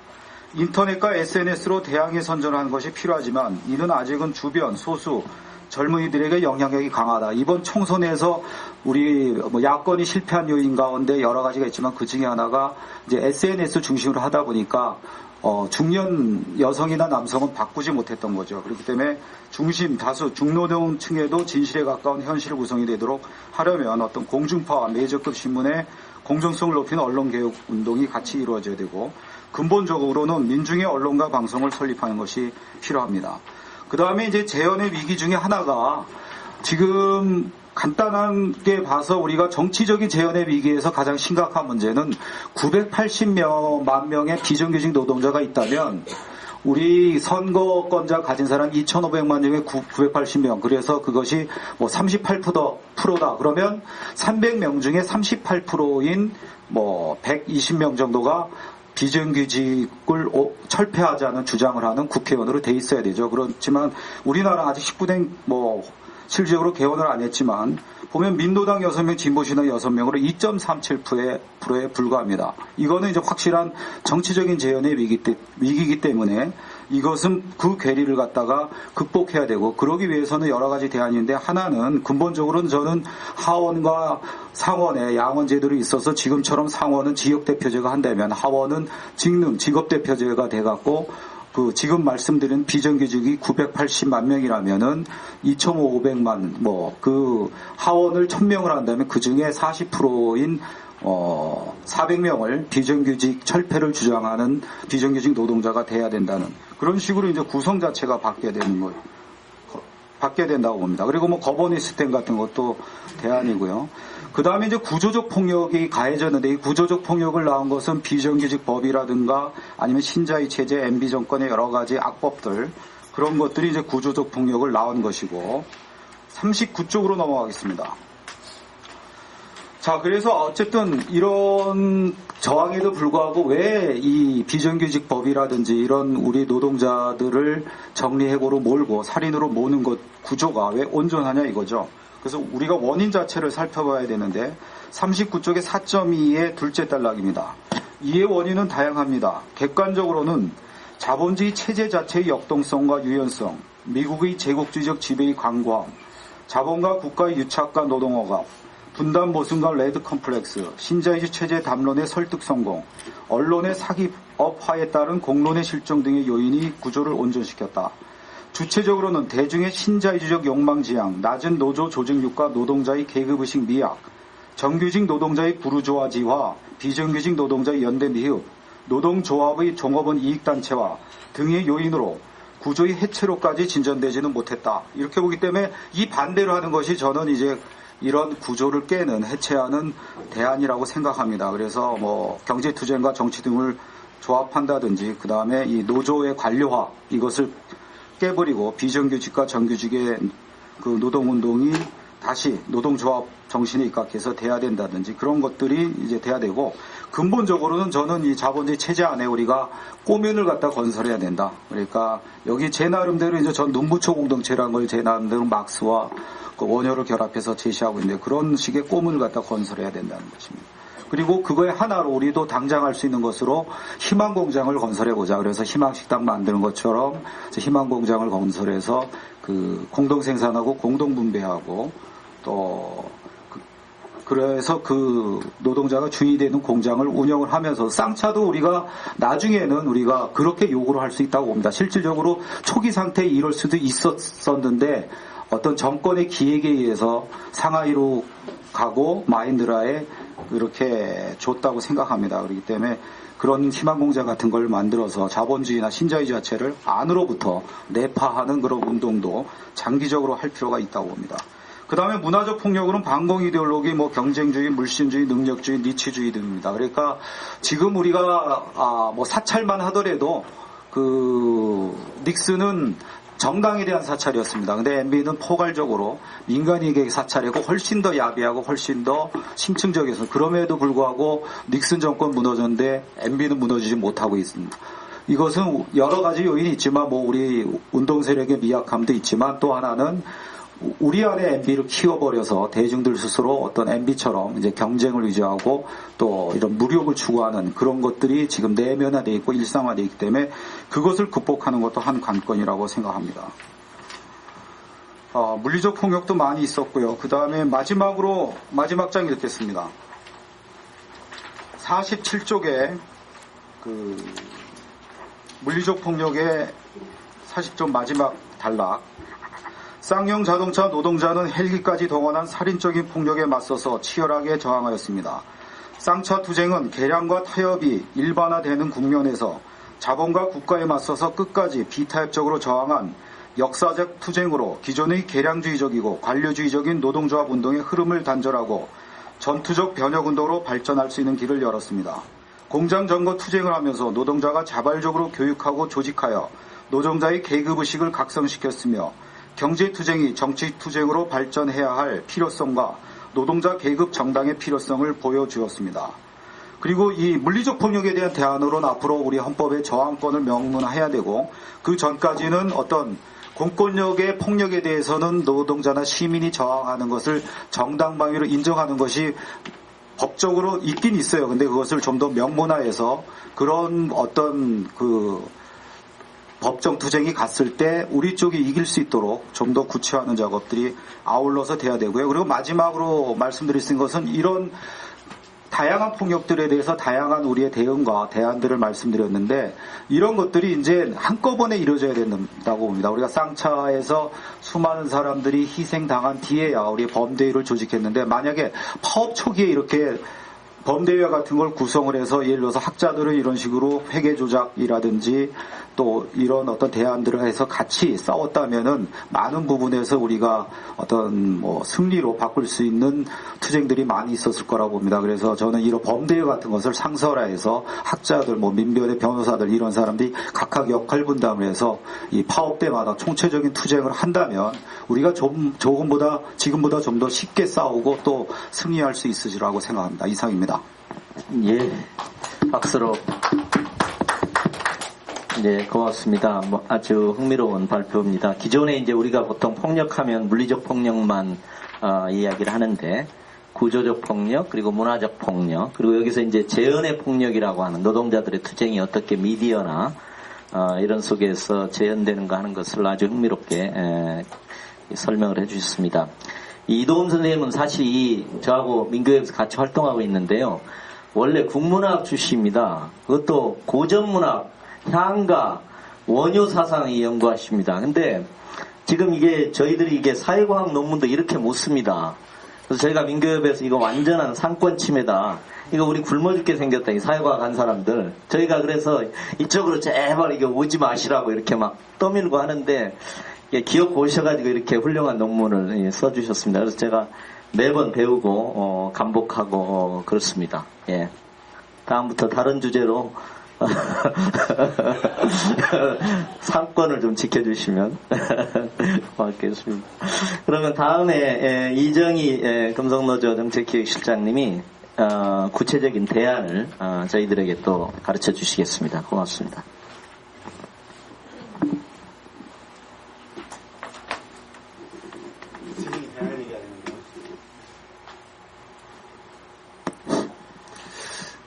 얼마만큼 구체적으로 얘기할 수 있을지 모르겠습니다. 아무튼 부족한 부분은 토론 과정에서 메웠으면 좋겠고요.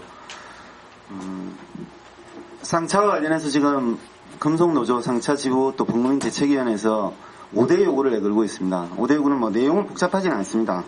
보시면은 첫 번째 이제 상차 해고 노동자를 전원 복직시켜라. 그 다음에 살인진압 책임자를 처벌하라. 그 다음에 회계조작 진상규명하고 책임자를 처벌하라. 그 다음에 희생자의 명예회복과 대책을 수립하라. 그 다음에 정리해고 비정규직을 철폐하라. 이렇게 되어 있습니다. 나머지 것들은 대부분 다 뭐 어떤 내용인지, 이것이 실현 가능한가의 여부를 떠나서 어떤 내용인지, 또 이것을 주장하는 것이 정당한가라고 하는 부분이 별다른 이견이 없을 거라고 생각합니다. 단 첫 번째 문제와 관련해서는 상차 투쟁에 대해서 한편으로 지지하고 근본적인 문제 해결을 지향하는 사람조차도 다소 어려움을 내면적으로 느끼고 있는 측면이 있습니다.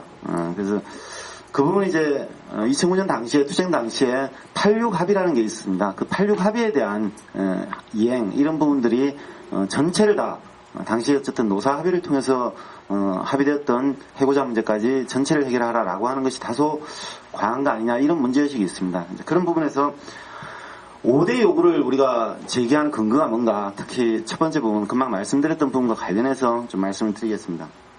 첫 번째로는 86 합의가 더 이상 유효하지 않다라고 하는 겁니다. 물론 86 합의는 첫 시작부터가 한마디로 뭐 옆에 이제 머리에 총을 겨눈 상태에서 합의서를 강요한 것이기도 합니다.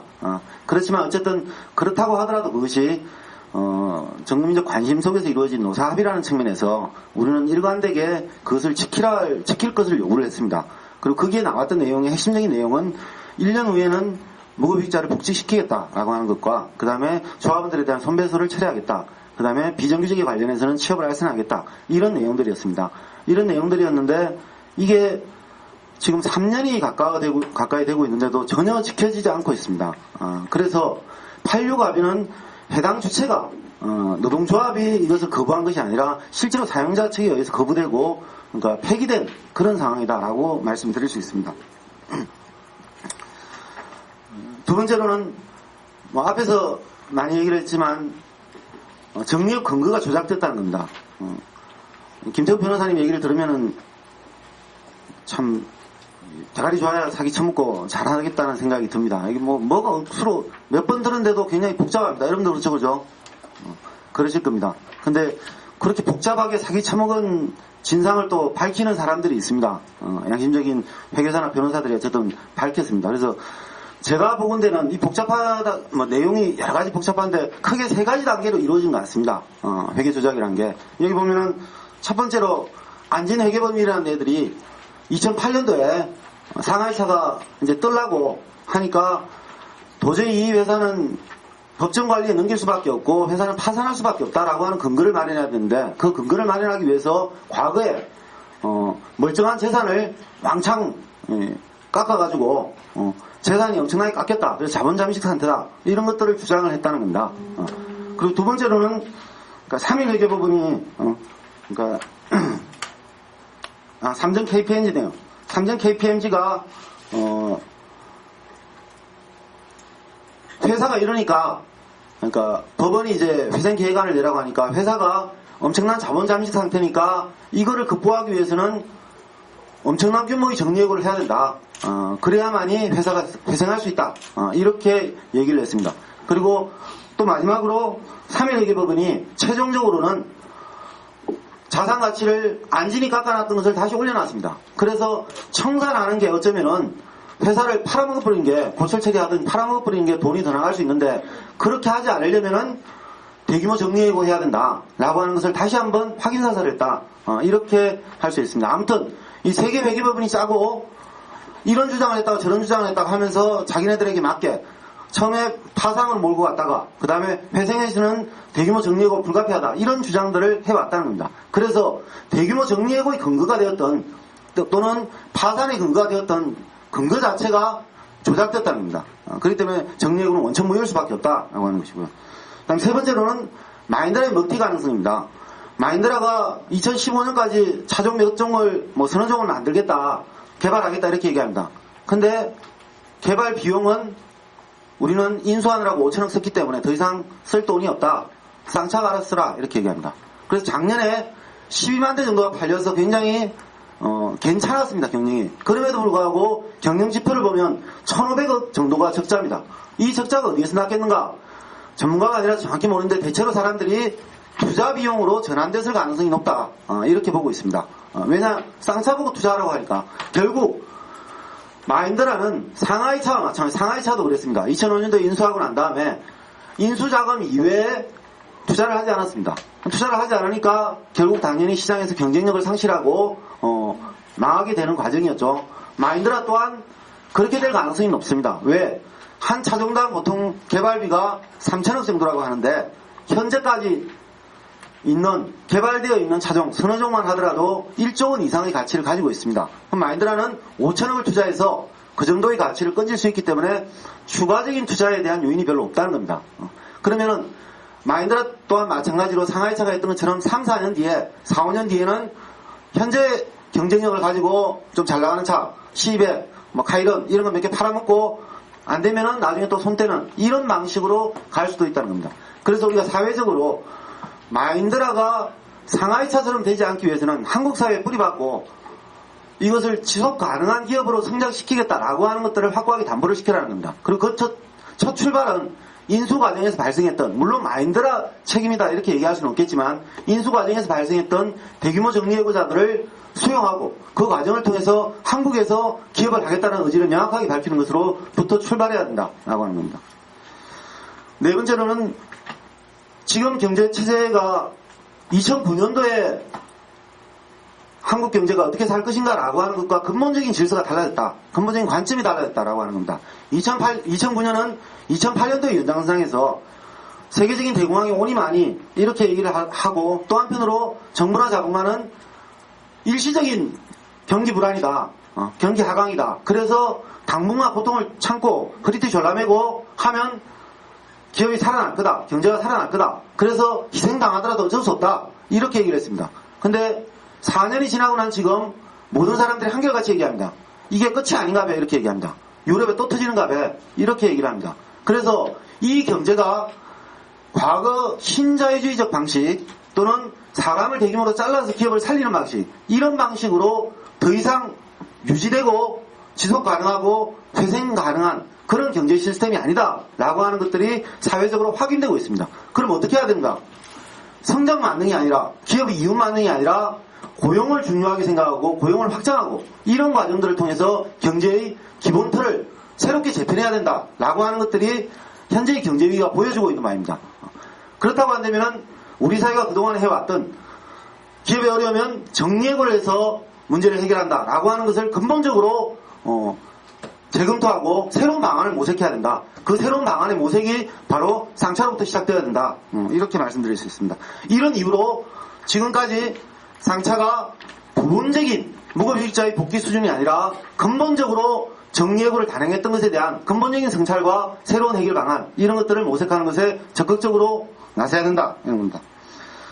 그 다음에 그럼 5가지 요구를 5대 요구를 실현이 가능한가? 핵심적으로는 해고자들을 복직시키는 게 가능한가라고 하는 부분입니다. 이 부분은 이미 몇 차례 쌍차의 토론회에서 제출되었던 자료입니다. 대표적으로는 올해 4월달에 이정탁 산업노동정책 연구원이 제출했던 자료입니다. 이 핵심적인 내용을 보면은 쌍차가 그동안의 경력을 보면은 대체로 10만 대에서 13만 대 정도가 손익분기점 수준이다 이렇게 말씀드릴 수 있습니다. 그래서 근데 쭉 2008년 이후에 쭉 하락했다가 작년에 12만 대 수준까지 11만 대 수준까지 나아갔습니다. 그리고 올해 경영 계획을 보면 12만 대 이상으로 만들겠다 이렇게 얘기하고 실제로 4월 달에 월 생산 대수가 월 판매 대수가 10,000대를 넘었습니다. 이렇게 본다면은 올해 쌍차는 12만 대 이상 수준으로 수출과 내수를 하게 될 것이다. 이렇게 볼 수 있고 그렇다고 한다면은 대체로 무급휴직자를 복직시키고 그 다음에 정리해고자를 복직시키는 그것을 현실적으로 진행해도 큰 무리가 아니다 라고 볼 수 있습니다. 몇 가지 지표들이 보면은 그 52페이지 보시면은 1인당 생산 대수가 나옵니다. 이게 이제 잘 나갈 때 2005, 6년대에 한 17대 내외였습니다. 이게 이제 2011년도에 23대까지 늘어나고 있습니다. 왜냐, 사람 잘랐으니까, 생산직 노동자들 50% 가까이 잘랐으니까, 한 옛날에 5,000명이 만들던 게 지금 3,000명이 만들고 있다는 겁니다. 그 다음에 인건비도 옛날에 5,000원, 3,000원인가요? 하여튼 이 정도였던데 한 반 정도 수준입니다. 1인당 인건비도 대폭적으로 삭감이 됐습니다. 그래서 이런 정도라고 한다면은 과거 2005, 6년에 상하이차가 인수했을 당시에 초기 과정에 회사가 크게 적자 보지 않고 했던 것과 비교한다면은 충분히 복직을 시키는 것이 가능하다. 이렇게 말씀드릴 수 있습니다. 그리고 결정적으로는 어제자로 지난주 금요일자로 그 53페이지 보시면은 회사가 참여와 역할이라는 찌라시를 냅니다. 그래서 그 찌라시에 이런 얘기가 나옵니다. 앞으로 정치권과 그 다음에 범국민 대책위 이런 단위들이 우리를 흔들 것이다. 우리 생존 기반을 흔들려고 할 것이다. 근데 지금 상황을 보면은 3라인에서 연일 특권과 잔업에도 불구하고 생산량이 판매량을 따라가지 못하고 있다. 이런 얘기가 나오고 있습니다. 즉 회사의 생산 시스템을 보더라도 지금 1교대 형태로 진행되고 있는 3라인이 2교대 형태로 전환하지 않으면 수요를 감당하지 못하는 이런 상황으로 가 있다는 겁니다. 즉 그걸 누구로 기존에 있던 사람들을 내쫓았던 사람들을 채용하지 않을 수 없다는 겁니다. 그래서 생산직 노동자의 추가 투입이 불가피하고 그래서 회사의 생산으로 보더라도 그렇습니다. 그래서 본격적으로 이런 조건에서 회사가 선별적으로 몇 사람을 부르는 방식이 아니라 근본적인 문제 해결에 대해서 적극적으로 문제 제기를 하고 문제 해법을 찾아야 된다 이렇게 생각합니다. 그 다음에 5대 요구 실현을 위한 과제와 관련해서 말씀드리겠습니다. 첫 번째로 범국민 대책위를 확대 강화하는 겁니다. 2009년부터 해마다 쌍차는 범국민 대책위를 만들어 왔습니다. 투쟁을 할 때도 그렇고 충격적인 죽음이 있을 때도 그렇고 이렇게 왔습니다. 근데 매번 한 번 하고 몇 달씩 가다가 뭐 할 게 없어가지고 대충 뭐 흐지부지 된 경험이 있습니다. 근데 지금의 상황은 반드시 그렇지는 않습니다. 정치 정세가 굉장히 유리한 측면도 있고 또 근본적으로 올해 뭔가 쇼부를 보지 않으면 안 된다 이런 생각들이 강하게 있습니다. 그래서 이건 지속될 거라고 생각을 합니다. 그러면 지속되는데 단 내부에 워낙 다양한 세력들이 모여있다 보니까 내부에서 무엇을 중심으로 가게 될지 어떤 요구를 내걸지 이런 부분들에 대한 일치성을 강화하는 것이 필요합니다. 그리고 또 한편으로 잘하는 것은 보통은 노조나 이런 데서는 머리채 받고 집회하는 건데 이것도 한계가 있는 것이고 또 다양한 사람들이 이런 방식으로는 하기는 어렵습니다. 그래서 문화예술인이나 지식인이나 법조인이나 이런 사람들이 할 수 있는 다양한 행동 방식 이런 것들을 만들어내고 그분들이 전체적으로 범대위 활동 흐름에 결합할 수 있도록 좀 더 창조적인 기획사업이 필요하다 이렇게 생각합니다. 그 다음에 집중해서 해야 될 부분은 국정조사와 청문회를 실시하는 겁니다. 현재 국면에서 쌍차 문제는 이미 범국민적 관심사로 떠올랐습니다. 활용 점점이 필요합니다. 뭔가 해결을 해야 됩니다. 해결을 해야 되고 해결을 하려면은 사용자를 불러놓고 마인드라를 불러놓고 자 문제 해결하려면 말해라고 멱살을 줘야 됩니다. 이거를 지난번 한진과 같은 방식으로 청문회를 통해서 해야 됩니다. 그래서 지금 정치권이 워낙 특히 노동조의 입장을 대변하는 통합진보당이 워낙 개판이라서 그렇긴 하지만 아까 말씀하셨듯이 통합진보당과 민주당이 뭔가 손을 잡고 상차 문제에 대한 해결을 위한 모색을 시작했다고 생각합니다. 그러면 이 의원들이 해야 될 핵심적인 역할은 청문회 공간을 활용해서 자본을 압박하고 그 공간을 통해서 교섭 국면을 창출해내는 것 이것이다라고 하는 것들을 명확하게 하는 것이 필요하다. 그 다음에 세 번째로는 마인드라와 새누리당에 대해서 사회정책 압박을 하는 것이 필요합니다. 총선 전에는 뭐 새누리당도 여러 가지 개혁적인 얘기들을 하다가 총선이 지나고 나니까 노동부도 그렇고 노동시간 단축이나 이런 부분에 대해서도 그렇고 그 다음에 새누리당도 입장이 확 돌아섰습니다. 그래서 어쨌든 새누리당은 대선 후보 선출 국면에 들어가게 됩니다. 그리고 이 부분에 대해서 한국 사회를 근본적으로 어떻게 만들 것인가라고 하는 부분에 대한 정책 압박을 강화하는 사업들을 벌려야 됩니다. 그래서 7, 8월 시기에 현재 시청 대한문 앞에 있는 농성투쟁을 거점을 새누리당으로 뭐 전면적으로 압박을 하기 위한 투쟁 전술 이런 부분들이 적극적으로 필요하다 이렇게 생각합니다. 그리고 또 한편으로 마인드라는 자기가 직접 한 게 아니기 때문에 피묻힌 게 아니기 때문에 한편 건너서 있습니다. 그렇지만 한국 사회에서 계속 경영을 하겠다고 한다면은 한국 사회에서 이처럼 전 사회적인 심각한 문제가 되고 있는 부분에 대해서 책임 있게 답변을 요구해야 됩니다. 그래서 공장 방문이나 또는 심하게는 실제로 저명 인사들이 인도에 가서 마인드라를 만나서 해결을 촉구하는 이런 사업들을 적극적으로 배치할 필요가 있다 이렇게 생각합니다. 그 다음에 마지막으로 투쟁 대우를 확대하고 영역을 확장하는 것이 필요합니다. 지금 정예고 사업장이 쌍차만이 아닙니다. 대법에서 이혼와서 또 정예고 당하는 데도 많습니다. 콜트폴텍이 그렇고 그 다음에 시그네틱스 같은 사업장이 그렇습니다. 멀쩡한 사업장을 한진처럼 정예고하겠다는 사업장이 많습니다. 그런데 이 많은 사업장들은 쌍차 문제가 워낙 부각되니까 그 옆에 낑겨도 뭔가 자기 문제를 쟁점화가 안 될 것 같으니까 투쟁에 함께하지 못하고 있습니다. 그래서 동국민대책위원회가 쌍차 투쟁뿐만이 아니라 정예고에 대한 전면적인 금지와 정예고 사업장 문제 해결 이런 부분들을 의제를 확장하는 것들이 필요하다고 생각합니다. 그리고 또 한편으로는 아까 과정에서 얘기를 했지만 비정규직은 수많이 잘려나가면서도 실제로 직격토리도 못하는 이런 상황입니다. 그래서 한국 사회에서 정예고와 동전의 양면인 비정규직 문제들, 그래서 한국 사회에서 신자유주의적인 어떤 구조적 방식 이런 부분들을 근본적으로 해소해야 되는 것이고, 올해 대선 투쟁의 과정에서는 결국 정예고를 금지하는 것과 함께 비정규직 문제에 대한 근본적인 문제 제기와 해결 과제를 만들어내는 것이 필요하다. 그래서 상차 범대위가 이런 투쟁의 영역으로 확장하는 것이 필요하다 이렇게 생각합니다. 이상으로 마치겠습니다. 예, 고맙습니다. 쌍차 그 5대5 실현을 위한 이 범대위의 확대가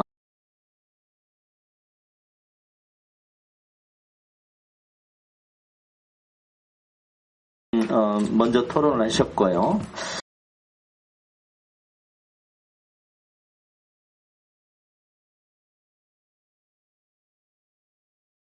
가장 주목도 또 많이 받고 앞으로 활동도 아마 주목을 받으실 거라고 생각을 합니다. 그러면 은수미 의원께서 토론을 해주시겠습니다.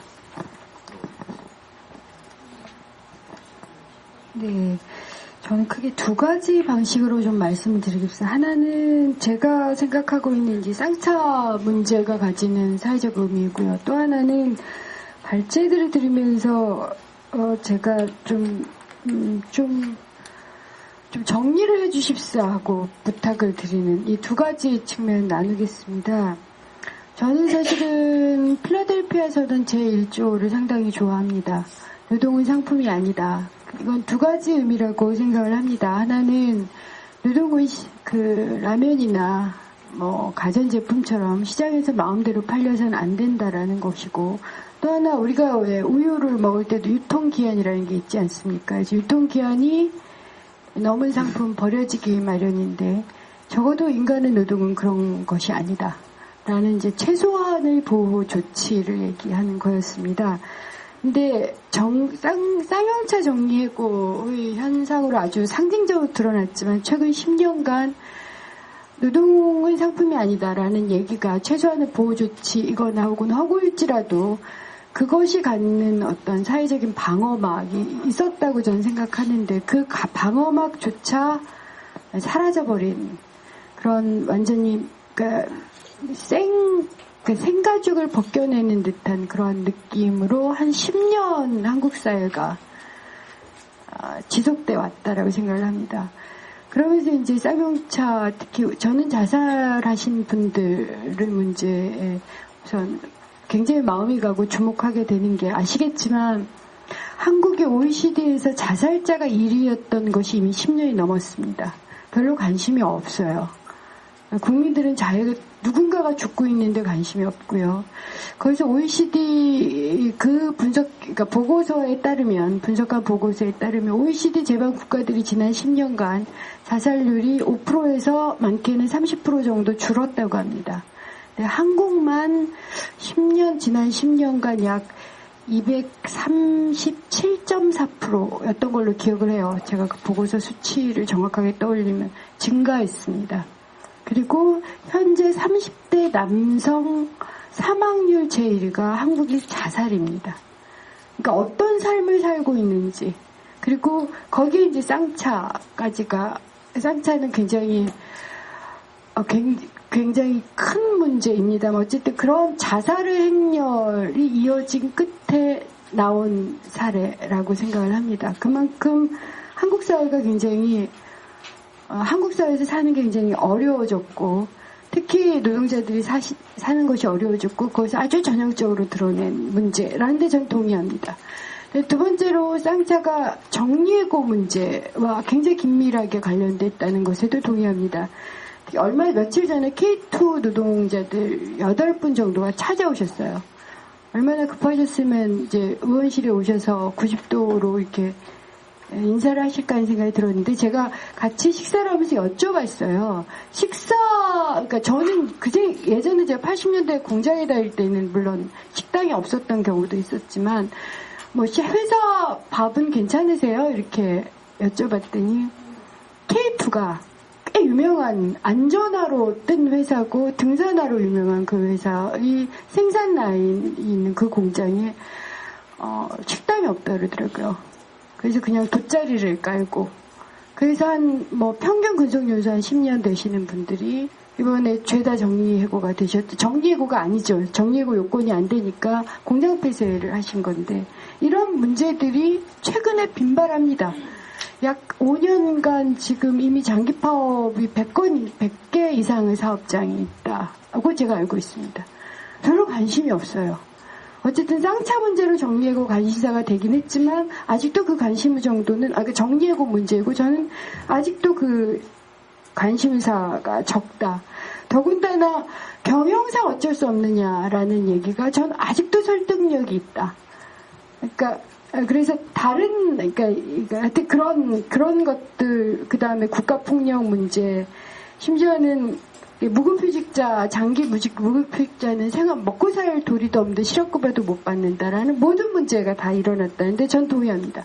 그런 면에 있어서 쌍차 문제를 해결하는 것은 아마 고통을 받으신 분들뿐만 아니라 한국 사회의 노동 문제를 바꿔내는 계기일 거다라고 저는 생각을 합니다. 그렇기 때문에 전 잘 풀어야 된다고 생각을 하고 전 이제 시작을 그러니까 당사자들이 목소리를 높이고 고통을 호소하고 죽음을 불사하는 것을 한 2년, 3년 한 후에 이제야 이제 한국 사회가 약간 반응을 보인 거다라고 생각하는데 그렇기 때문에 저는 제대로 좀 풀어야 된다고 생각을 해서 몇 가지 좀 제가 이해를 할 수 없는 부분이 있어서 질문을 드리겠습니다. 이 쌍차 주로 전 액션 플랜과 관련해서 좀 질문을 드리겠습니다. 이건 상당히 중요한 문제일 것 같아서요. 우선 국정조사 청문회인데 저는 국정조사 청문회의 목적이 뭐냐를 좀 분명히 해주십사라고 밝힙니다. 만약에 한진중공업하고 같은 방식으로 현재의 쌍차 경영진에게 이행하라라는 방식으로 만약 하신다. 그러니까 국정조사 청문회의 현재의 대상의 주요 자리에 누구를 앉힐 걸까를 쌍차 경영진이라고 한다면 저는 이거 무급휴직자 문제로 푸셔야 된다고 생각을 합니다. 왜냐하면 아시겠지만 법정관리 상태에서 정리해고가 일어난 겁니다. 클리닝은 그때 됐죠. 그리고 넘어간 거라서 현재의 제가 알기로는 쌍차 경영진은 사실은 무급휴직, 그러니까 86 노사합의를 이행하는 것으로 전 충분한 것 정도를 물을 수밖에 없는데 아까 이정희 실장님께서 그런 말씀을 하셔서 그러니까 한진처럼 마인드라 혹은 지금 현재 경영진을 안 친다. 저는 이게 좀 납득이 안 가는 문제입니다. 그리고 그것이 꼭 국정조사나 청문회까지가 필요한 문제인가? 이게 이제 저희 그건 좀 내부 조정이 좀 필요하지 않게. 두 번째로 만약 이것을 정리해고 물론 무급휴직이나 이런 것까지를 포함하겠지만 정리해고 즉 법정관리 상태에서의 정리해고 문제에 방점을 찍는다면 그렇다면 그때 청문회나 국정조사, 국정조사 청문회 누구를 대상으로 어떠한 내용을 질의를 하고 무엇을 얻어낼까가 전 좀 달라집니다. 그러면 그때 예를 들어서 만약 정부의 책임이 밝혀졌다. 회계 조작이었고 그러면 그 대안이 뭘까? 굉장히 그때 이제 노사적 사회적 합의가 필요해지겠죠. 왜냐하면 쌍차 경영진 입장에서 받을 이유가 없는 거가 되는 문제가 있으니까 상상을 좀 그렇게 해볼 때, 그러니까 그래서 저는 이게 저희 질문인데 국정조사와 청문회의 전 목적이 굉장히 분명하고 얻을 게 뭐고 어떻게 얻게 할 건가라는 좀 그러니까 구체적인 만약 올해 그걸 하시겠다고 말한다면 전 액션 플랜이 좀 구체적이고 섬세해야 된다라고 생각을 합니다. 두 번째로 제가 이제 의원이 됐으니까 이 말씀을 드리겠습니다. 국정조사와 청문회에 대한 열 수 있는가에 대해서 저는 그다지 자신이 없습니다. 아주 솔직하게 얘기해서. 그러니까 의원 한 2, 3인이 국정조사와 청문회를 추진할 수 있을지 그러려면 이건 훨씬 더 많은 그러니까 원내외의 여론의 합의가 혹은 여론의 환기가 필요한데 저는 그럴 수 있는 또한 구체적인 액션 플랜이 있어야 된다고 생각합니다. 저는 개인적으로 쌍차 문제를 굉장히 중시하고 있고 그에 대한 여론의 환기에 제가 할 수 있는 기여를 할 생각이 있습니다. 어떻게 하느냐고요? 어떻게? 제가 굉장히 깝깝합니다. 어떤 방식으로 해야지만 적어도 그러니까 지금 민주통합당조차도 아직 소수당이고 그리고 거기에 저 개인적으로는 거기에 초선 의원인데 이걸 어떻게 여론을 환기해서 이번 정기국회에서 쌍차 청문회는 반드시 이루어져야 된다라는 것이 적어도 국회의원은 50% 이상한테 공감이 될 수 있는 방법이 뭘까? 이게 저는 사실은 고민스럽습니다. 근데 돼야 된다라는 그러니까 그건 이제 다른 말로 말해서 이러는 거죠. 무엇을 할 건가도 분명히 해야 될 뿐만 아니라 어떻게 할 건가도 좀 분명히 해야 되는 것 그리고 그런 것들을 좀 섬세하게 담아주시면 저 역시 그러니까 저희 의원실에서 별도로 이런 진상조사나 이런 것들을 계속 해나갈 겁니다. 자료 축적을 하고. 그런데 또한 이제 같이 해야 될 문제이기 때문에 누가 무엇을 어떻게 할 건가에 대한 구체적 액션 플랜을 좀 섬세하게 짜는 것이 필요하지 않나요? 어쨌든 저는 아까 들었을 때는 조금은 무엇을 주장하시는가는 대충 알겠지만 어떻게 할 것인가 그리고 누구와 그래서 무엇을 얻어낼 것인가는 저로서는 좀 이렇게 논의의 가닥이 좀 덜 잡힌 거 아닌가라는 생각이 들고요.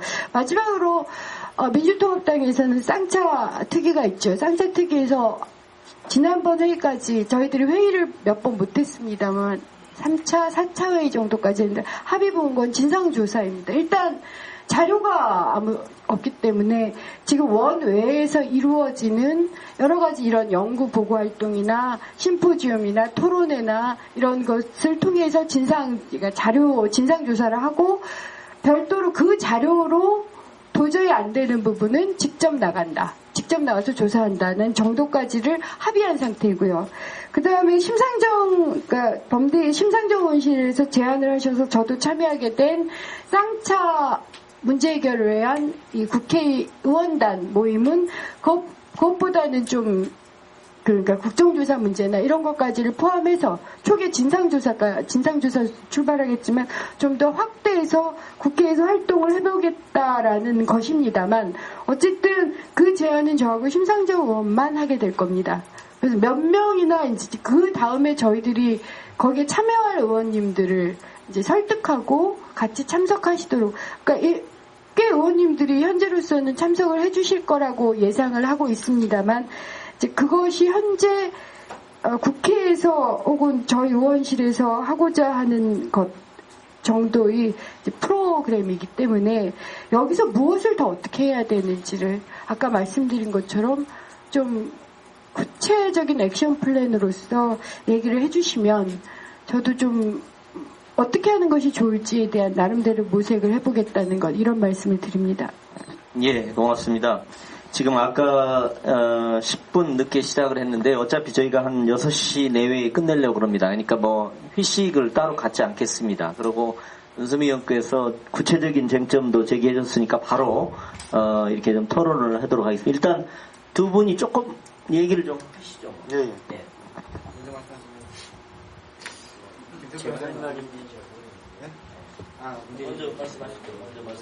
예. 예, 말씀드리겠습니다. 쉽지 않을 거라고 생각을 합니다. 당연히 소습하고 그렇기 때문에 일단은 쌍차에 좀 미치는 의원이 한 사람 있으면 좋겠다라고 생각을 하고요. 한진의 경우는 정동영 의원이 그런 역할을 했다라고 생각을 합니다. 그래서 일정하게 소수지만 진정성을 대중으로부터 국민 대중으로부터 일정하게 인정받고 물론 이제 그건 정동영 의원뿐만이 아니라 희망버스라는 거대한 어떤 대중적 흐름 이런 부분들이 그 사회정치적 압박이 된 측면이 있지만 아무튼 이 사안에 대해서 누구보다 앞장서서 나가는 사람이 필요하다고 생각을 하고요. 그리고 또 하나는 뭐 어디서부터 시작할 건가라고 하는 것은 저는 이게 이제 아마 현실에서는 여러 가지 논란과 공방이 될 거라고 보는데 회계 조작으로부터 시작해야 된다고 생각합니다. 정리해고의 근거가 되었던 회계 그러니까 파산과 법정 관리와 그 다음에 대규모 정리해고 이것에서 근거가 되었던 것은 결국은 회계 조작으로부터 출발되었다라고 하는 부분에 대한 공방이 필요하다고 봅니다. 물론 법원에서는 이것을 받아들이지 않고 있습니다. 근데 이 부분에 대해서는 좀 더 전문가의 좀 더 세밀한 검토가 필요할 거라고 보여집니다. 그렇지만 지금까지 상당한 정도 추정이 되어 있다고 생각을 하고 이 부분과 관련해서 그러니까 아까 첫 진상조사로부터 시작하신다고 말씀을 하셨는데 그 진상조사의 출발이 그것이라고 생각하고 거기에 대한 근거를 확보한다고 한다면 그건 청문회로 나갈 수 있다고 생각합니다. 그리고 청문회로 나가면 당연히 과거 회계 조작과 과거 정리해고를 했던 당사의 문제가 되는 것이고 현재 마인드라 경영진에 대한 압박은 현실적인 어려움이 있다라고 말씀하셨는데 그럴 수 있을 거라고 봅니다. 단 동일한 경영인이 현재로는 대행이긴 하지만 있다라고 하는 부분이 또 한편으로 사측을 압박할 수 있는 근거라고 생각을 합니다. 이유일이 그런 거죠. 이유일이 정리해고를 할 당시에도 경영진이었고 그리고 지금도 경영진으로 자리하고 있다라고 생각을 합니다. 그래서 뭐 국정조사까지는 현실적으로 어려울 거라고 보는데 아무튼 청문회 수준까지는 무엇을 가지고 할 것인가라고 하는 부분은 아까 말씀하셨듯이 좀 더 전문가들과의 협의 과정이 필요하다는 걸 전제로 해서 그렇게 하고요. 그리고 우리가 해고자를 복직시키자라고 하는 것은 한 방에 다는 안 될 겁니다. 당연히 상차가 뭐 일정하게 정상화된다고 하더라도 4,500명 또는 당시에 정리해뒀던 1,000명, 2,000명을 한꺼번에 복직시키는 것은 안 될 거기 때문에 아마 우선순위는 있을 겁니다. 우선순위는 당연히 기업 정상화에 따라서 무급휴직자를 먼저 한다든지 이런 것들에 대해서는 논의할 수 있다고 생각을 합니다. 단 86합의의 범위를 넘지 말자라고 하는 부분에 대해서는 우리는 그 선을 넘어야 된다고 생각합니다. 정치권도 그 선을 넘어야 된다고 생각합니다. 그리고 그것이 현실에서 적용되는 것에 대해서는 다소 여지를 열어두고 논의할 수 있지 않는가라고 생각합니다.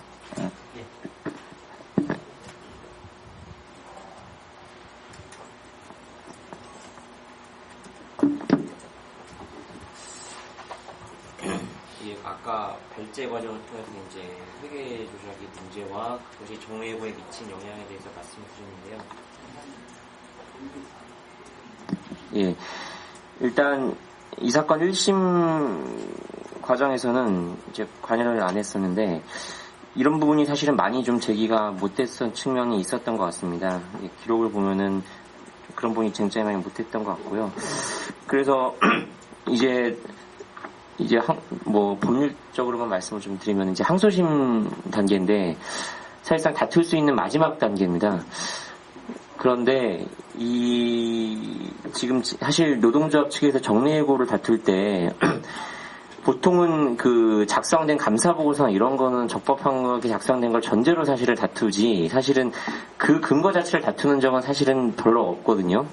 근데 쌍용차 사건은 이제 그런 점에서 보더라도 일반적인 정리해고 사건의 약간 좀 예외적인 경우라고 생각이 듭니다. 근데 그렇게 예외적인 경우인 만큼 사실 굉장히 많은 분들이 도움과 노력이 필요하다고 생각이 듭니다.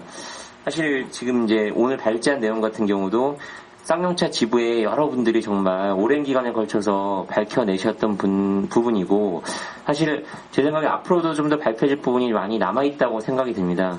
그런 만큼 국회의원 분들이나 아니면 여러 이제 분들이 같이 하시면은 그런 거를 좀 검토하고 분석하는데 많이 도움을 주실 수 있지 않을까 싶고요. 두 번째로 너무 좀 세부적인 부분인지 모르겠는데 현재 이제 제가 아까 그 발제 과정 중에서 손상차손 조서라고 말씀을 드렸는데 그게 소송 중에서 회사가 제출한 자료를 보면은 정말 이걸 읽으라고 제출한 건지 좀 의심이 들 정도로 굉장히 조잡하게 제출을 했습니다. 보면은 글자가 정말 보이지가 않아요. 그래서 이 회계사님 분석하실 때 굉장히 고생하셨는데요. 내용을 파악할 수 없어가지고. 근데 법원에서는 일단 그래도 낸 거니까 이거로 보라고 이렇게 얘기를 하는데, 만약에 이제 예컨대 국정조사나 그런 걸 하면은 그런 자료들을 좀 더 좀 쉽게 얻을 수 있지 않을까 이런 생각도 좀 들고요. 그리고 현재 이 회계부정 관련해서는 이제 검찰에서 저희가 고발해서 좀 수사가 진행 중인데, 모르겠습니다. 어떻게 결론을 검찰이 낼지 모르겠습니다만, 이제 저는 참고로 검찰을 매우 의심하기 때문에 이제 검찰의 주특기가 조사하고 나서 이제 덮는 게 주특기인데, 덮을 때 이런 게 좀 사회적으로 이슈가 되면은 쉽게 덮지는 못하지 않을까 생각이 좀 들고, 그래서 이제 그런 점에서도 뭐 부수적인 효과일 수도 있지만 이제 좀 필요하지 않나 생각이 듭니다. 예. 지금 은수미 의원께서 좋은 그 지적을 해주셨는데요. 우리가 어떤 구체적으로 갈 때는 어떤 목표하고 방법하고 대상을 이제 분명히 해야 된다고 봅니다.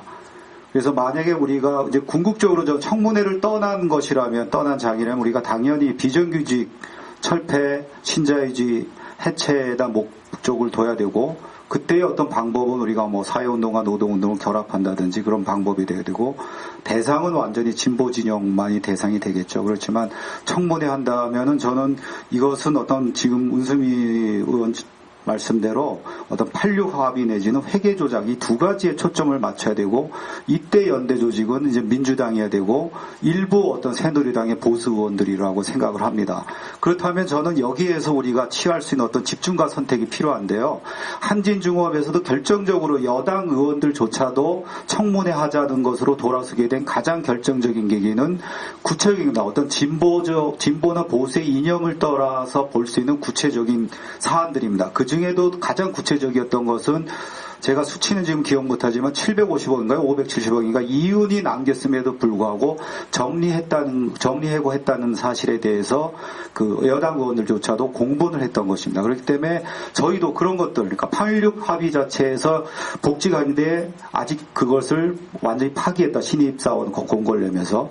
그리고 재작년에 8만 대, 그리고 작년에 12만 대를 갖다가 팔았다. 이것은 완전히 해고하기 이전의 상태로 회복이 된 거고, 올해는 저는 12만 대 훨씬 넘으리라고 봅니다.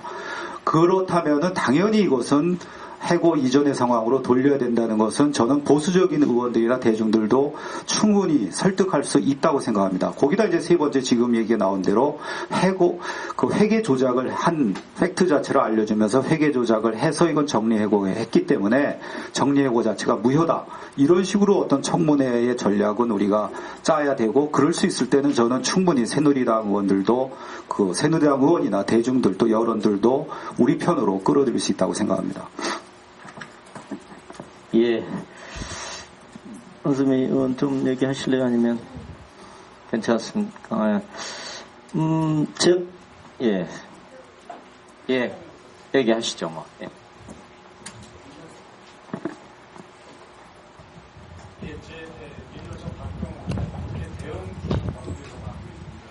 용산도 그렇게 되더니 이번에 어떻게 계속 전공이 그쪽으로 가는데요.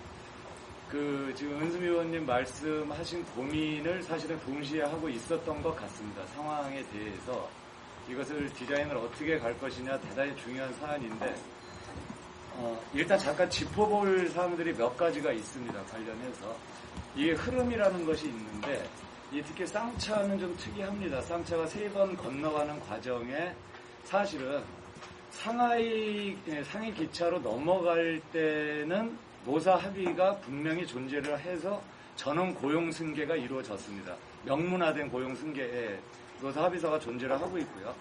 그리고 실질적으로 2008년도 말에 회계 조작이 이루어졌을 때도, 그리고 1월 9일 날 그 회생 신청을 하는 당시에도 아까 말씀하셨지만은 이 인력의 우수성을 오히려 회생 전제 조건으로 놨거든요.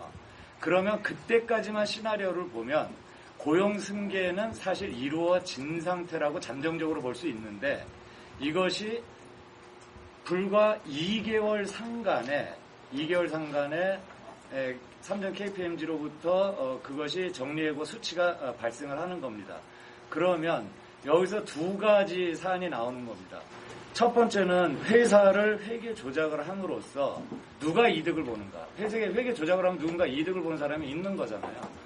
지금 김태욱 변호사님이 진행하시고 있는 재판은 지금 정확하게 한 가지로 생각하시면 됩니다. 그러니까 외관법 위반과 이 회생법 위반 그 두 가지인데 이것이 2월 28일 날 지금 제기가 된 거죠.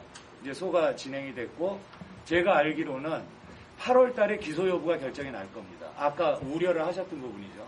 그러니까 저희들이 일정을 알고 있어야 되는데 지금 그쪽에서 답변 하나 왔었고 그리고 이것이 진행이 되면 8월 달에 기소 여부 결정을 할 텐데 이때 즈음해서 이것이 거짓임을 굉장히 강조를 많이 해야만 이것이 기소 결정이 날 겁니다. 이제 그거 1차 포인트라고 보고요. 그 다음에 만약에 지금 진행되는 외관법 위반이 우리가 승소를 한다 해도 그것이 외관법 위반이라는 것이지 누가 어떤 목적을 가지고 그 외관법 위반을 했느냐는 그 소송의 타깃이 아닙니다. 국회는 그것을 타깃으로 해야 된다는 겁니다. 그러면 왜 외관법 위반을 했느냐? 누가 어떤 목적을 가지고 했느냐? 그러면 결국 그 작성자가 있을 것이고 그 작성자를 호출해야 된다고 봅니다. 그러면 자기가 면피를 하기 위해서 계속해서 누구를 댈 수밖에 없는 거죠. 자기가 그렇게 이 부실회계를 만들어놨는데 자기가 사인을 했는데 자기 혼자만의 사인이라고 생각하지 않거든요. 이 와중에 어떤 의혹이 있는 거냐면 상하이자동차가 전원 보용 승계를 한 뒤에 이 기술 유출, 제일 그거를 목적으로 해서 하지 않았습니까? 기술 유출을 할 때 그것을 고소를 한 주체가 바로 노동조합입니다. 노동조합의 주체로 해서 기술 유출에 대한 이 고소 고발을 하게 되고 그런 정황을 막기 위해서 정리해고 사안이 삽입이 됐다는 그래서 마인드라도 기존의 2008년도서부터 이것을 욕심을 냈었기 때문에 마인드라는 기본적으로 전 세계적인 SUV 시장 재패라는 꿈을 이미 미리 밝혔었습니다. 그래서 많은 그 시도를 하고 있던 중이 2008년이었기 때문에 저는 마인드라하고 사정교감이 있었을 거라는 심증이 있는 겁니다. 그래서 정리해고 문제도 그때 나왔을 거라고 보고요. 자, 이제 그런 문제가 있고 그래서 지금 은수미 의원께서 걱정을 하시는 진상조사의 타겟은 법원이 지금 진행되는 법 가지고는 도저히 해결이 안 되는 분야들 누가 어떤 목적으로 왜 했느냐를 밝혀야 되는 데 있다고 보고요. 그것은 범대위에서 이미 집행해서 이제 저번 주에 끝났는데 그 TF팀을 짜서 거기에서 본격적으로 그 국회에서는 무엇을 다뤄야 되고 이런 부분들을 좀 정리하게 될 거고요. 그 다음에 아까 이정희 실장님 해주신 가운데에서 가장 핵심적인 부분이 있는데 이게 어떤 거냐 사후대안 관련인데요. 제가 여태까지 해놓은 바에 의하면 2004년부터 2008년까지 그러니까 상하이 자본이 가지고 있었을 때 5년 동안 평균 1인당 생산 대수가 불과 15.88대입니다. 15.88대. 그러니까 아까 말씀하셨지만 제일 잘 나갈 때가 17.1대 이렇게 됐었고 이것을 현재 23.6대라는 여기 수치에 비추어 보면 역추산하면 2,000명의 지금 이 여분이 남습니다. 2,000여 명을 고용해도 17점 몇 대가 나오는 겁니다. 그러니까 여분은 있는데 지금 현재 쌍용차 사측에서는 두려운 거죠. 밀려서 지금 저희들이 알고 있는 정보에 의하면 첩보에 의하면 안에서 거의 더블에 가까운 노동량이 늘어났음에도 불구하고 임금은 떨어지고 이러다 보니까 안에서 미어 터지는 거죠. 이제 죽겠다 미어 터지고 있고 이 정황들이 결국 눈치를 보다가 지난 6월 달에 신규 채용, 경력사원 채용 공고를 내게 됩니다. 이게 000명, 그러니까 신규 사원 000, 경력사원 00인가 이렇게 해서 100명대를 가까스로 채용 공고를 냈는데 몇 명 채용된지는 모릅니다, 지금. 그러니까 이 부분은 이 회계 조작 부분을 집중 공략을 해서 그때 아까 정확히 지적하신 거 이우일 사장은 그때도 있고 지금도 있습니다. 정리해고를 결정할 당시도 있었고 그때도 사장이고 지금도 사장이기 때문에 얼마든지 회계 조작에 이 주체로서 불러낼 수 있다고 보고요. 그렇게 했을 때 대안은 분명히 생산이 되리라고 봅니다. 제가 지금 이렇게 좀 길게 말씀을 드린 이유가 국회 대응에 관련해서 제가 이런저런 정황이 가지고 있으니 은수미 의원님 너무 걱정하지 마시고요. 예. 저는 이상호라고 합니다. 지금 상황에 대한 부분에서 어떤 식으로 우리가 이제 문제 해결의 방안을 찾느냐에 대해서는 우리 대협 실장님이나 뭐 지금 김태욱 변호사님 항소 이유서 이것만 읽어봐도 다 이해를 할 수 있습니다. 그리고 문제는 뭐냐면 우리한테 너무나 명백한 사실인데 이것들을 원점으로 돌릴 수 있느냐. 그렇게 하면 우리는 억울한 게 있죠, 분명히. 쌍차동지들 정말 억울한 게 많다고 생각합니다. 사기를 당했고 하나의 본보기로 좀 당했다고 봅니다. 근데 다시 한번 좀 저희들 스스로한테 좀 반문을 해보고 싶은데요.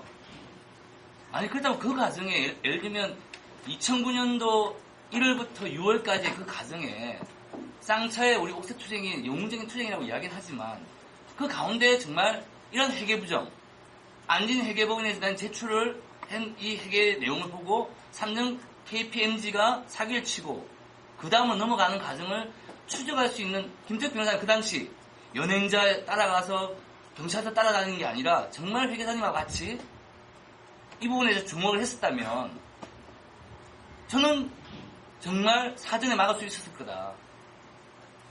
그래서 저는 다시 한번 이제 우리가 반문해보는 거죠. 우리 맨날 뒷북만 치고 있다는 거죠. 원점을 돌리고 싶죠.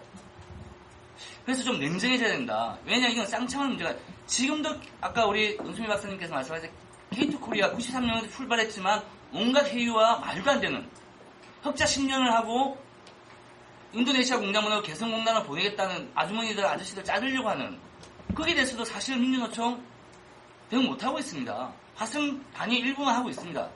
50명 정도밖에 안 남았습니다. 정말 명백한 거거든요. 말이 안 되는 소리거든요. 근데 우리는 항상 이렇게 왔다는 거죠. 이동훈 우리 의장님 말씀 잘 하셨는데요. 민교협이 그 사이에 뭘 했냐. 민민노동위가 뭐 했냐. 다 열심히 하셨죠. 그렇죠. 집중점에서 대중투쟁, 모으자 다 좋습니다.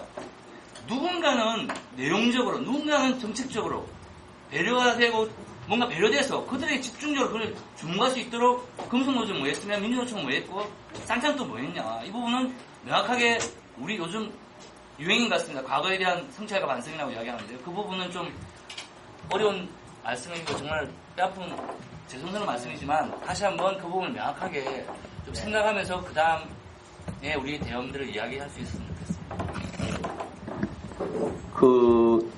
제가 이야기로, 그러니까 이제 세 차원을 좀 나눠본다면, 지금 우리가 싸우고 있는 어떤 국민적 프로세스가 좀 있는 것 같아요. 국민을 대상으로 해서 이렇게 싸우는 과정이 있고, 그 다음에 그걸 기반으로 해서 법적 과정과 정치적 과정이 두 개가 있는 것 같아요. 법적 과정과 정치적 과정은 상호작용할 것이고, 근데 제가 이해하는 범위 내에서는 이 어떤 국민적 투쟁 과정, 국민적 프로세스에서는 가장 중요한 출발점이 22명이 죽고 있다는 게 저는 가장 큰 것 같아요. 그러니까 이것은 저희가 사회학으로 하면 공동체로서의 사회의 위기거든요. 해체거든요. 이게 굉장히 중요한 문제입니다. 저희로서 보면은. 그러니까 그런 상황이 있고 또 우리는 굉장히 지금 포괄적 투쟁을 하고 있는 거죠. 그러니까 가장 낮은 수준에서는 86 합의의 가장 낮은 수준인 무급휴직 문제로부터 출발을 해서 정리하고 그다음 비정규직 문제까지 이렇게 쭉 건드리고 최근에 이제 회계 부정까지 지금 나와 있는 거죠. 그러니까 우리는 국민적 프로세스에서 이런 포괄적 투쟁, 다양한 의제를 가지고 또 때로는 너무 근본적인 투쟁 의제를 가지고 지금 싸우고 있는 거고 이 과정이 이제 정치적 과정에서 어떻게 선택적으로 다뤄질 거라는 것은 어느 정도는 또 그 내부 사정이 있는 것 같아요. 그러니까 예를 들면 민통당 의원이나 진보당 의원들이 쉽게 합의할 수 있는 전선을 치기 위해서 저는 폭넓게 가도 아까 말씀드린 대로 뭐 정리해고 일반이라든지 비정규직 일반이라는 것은 아주 사족처럼 달아도 관계는 없다고 봐요.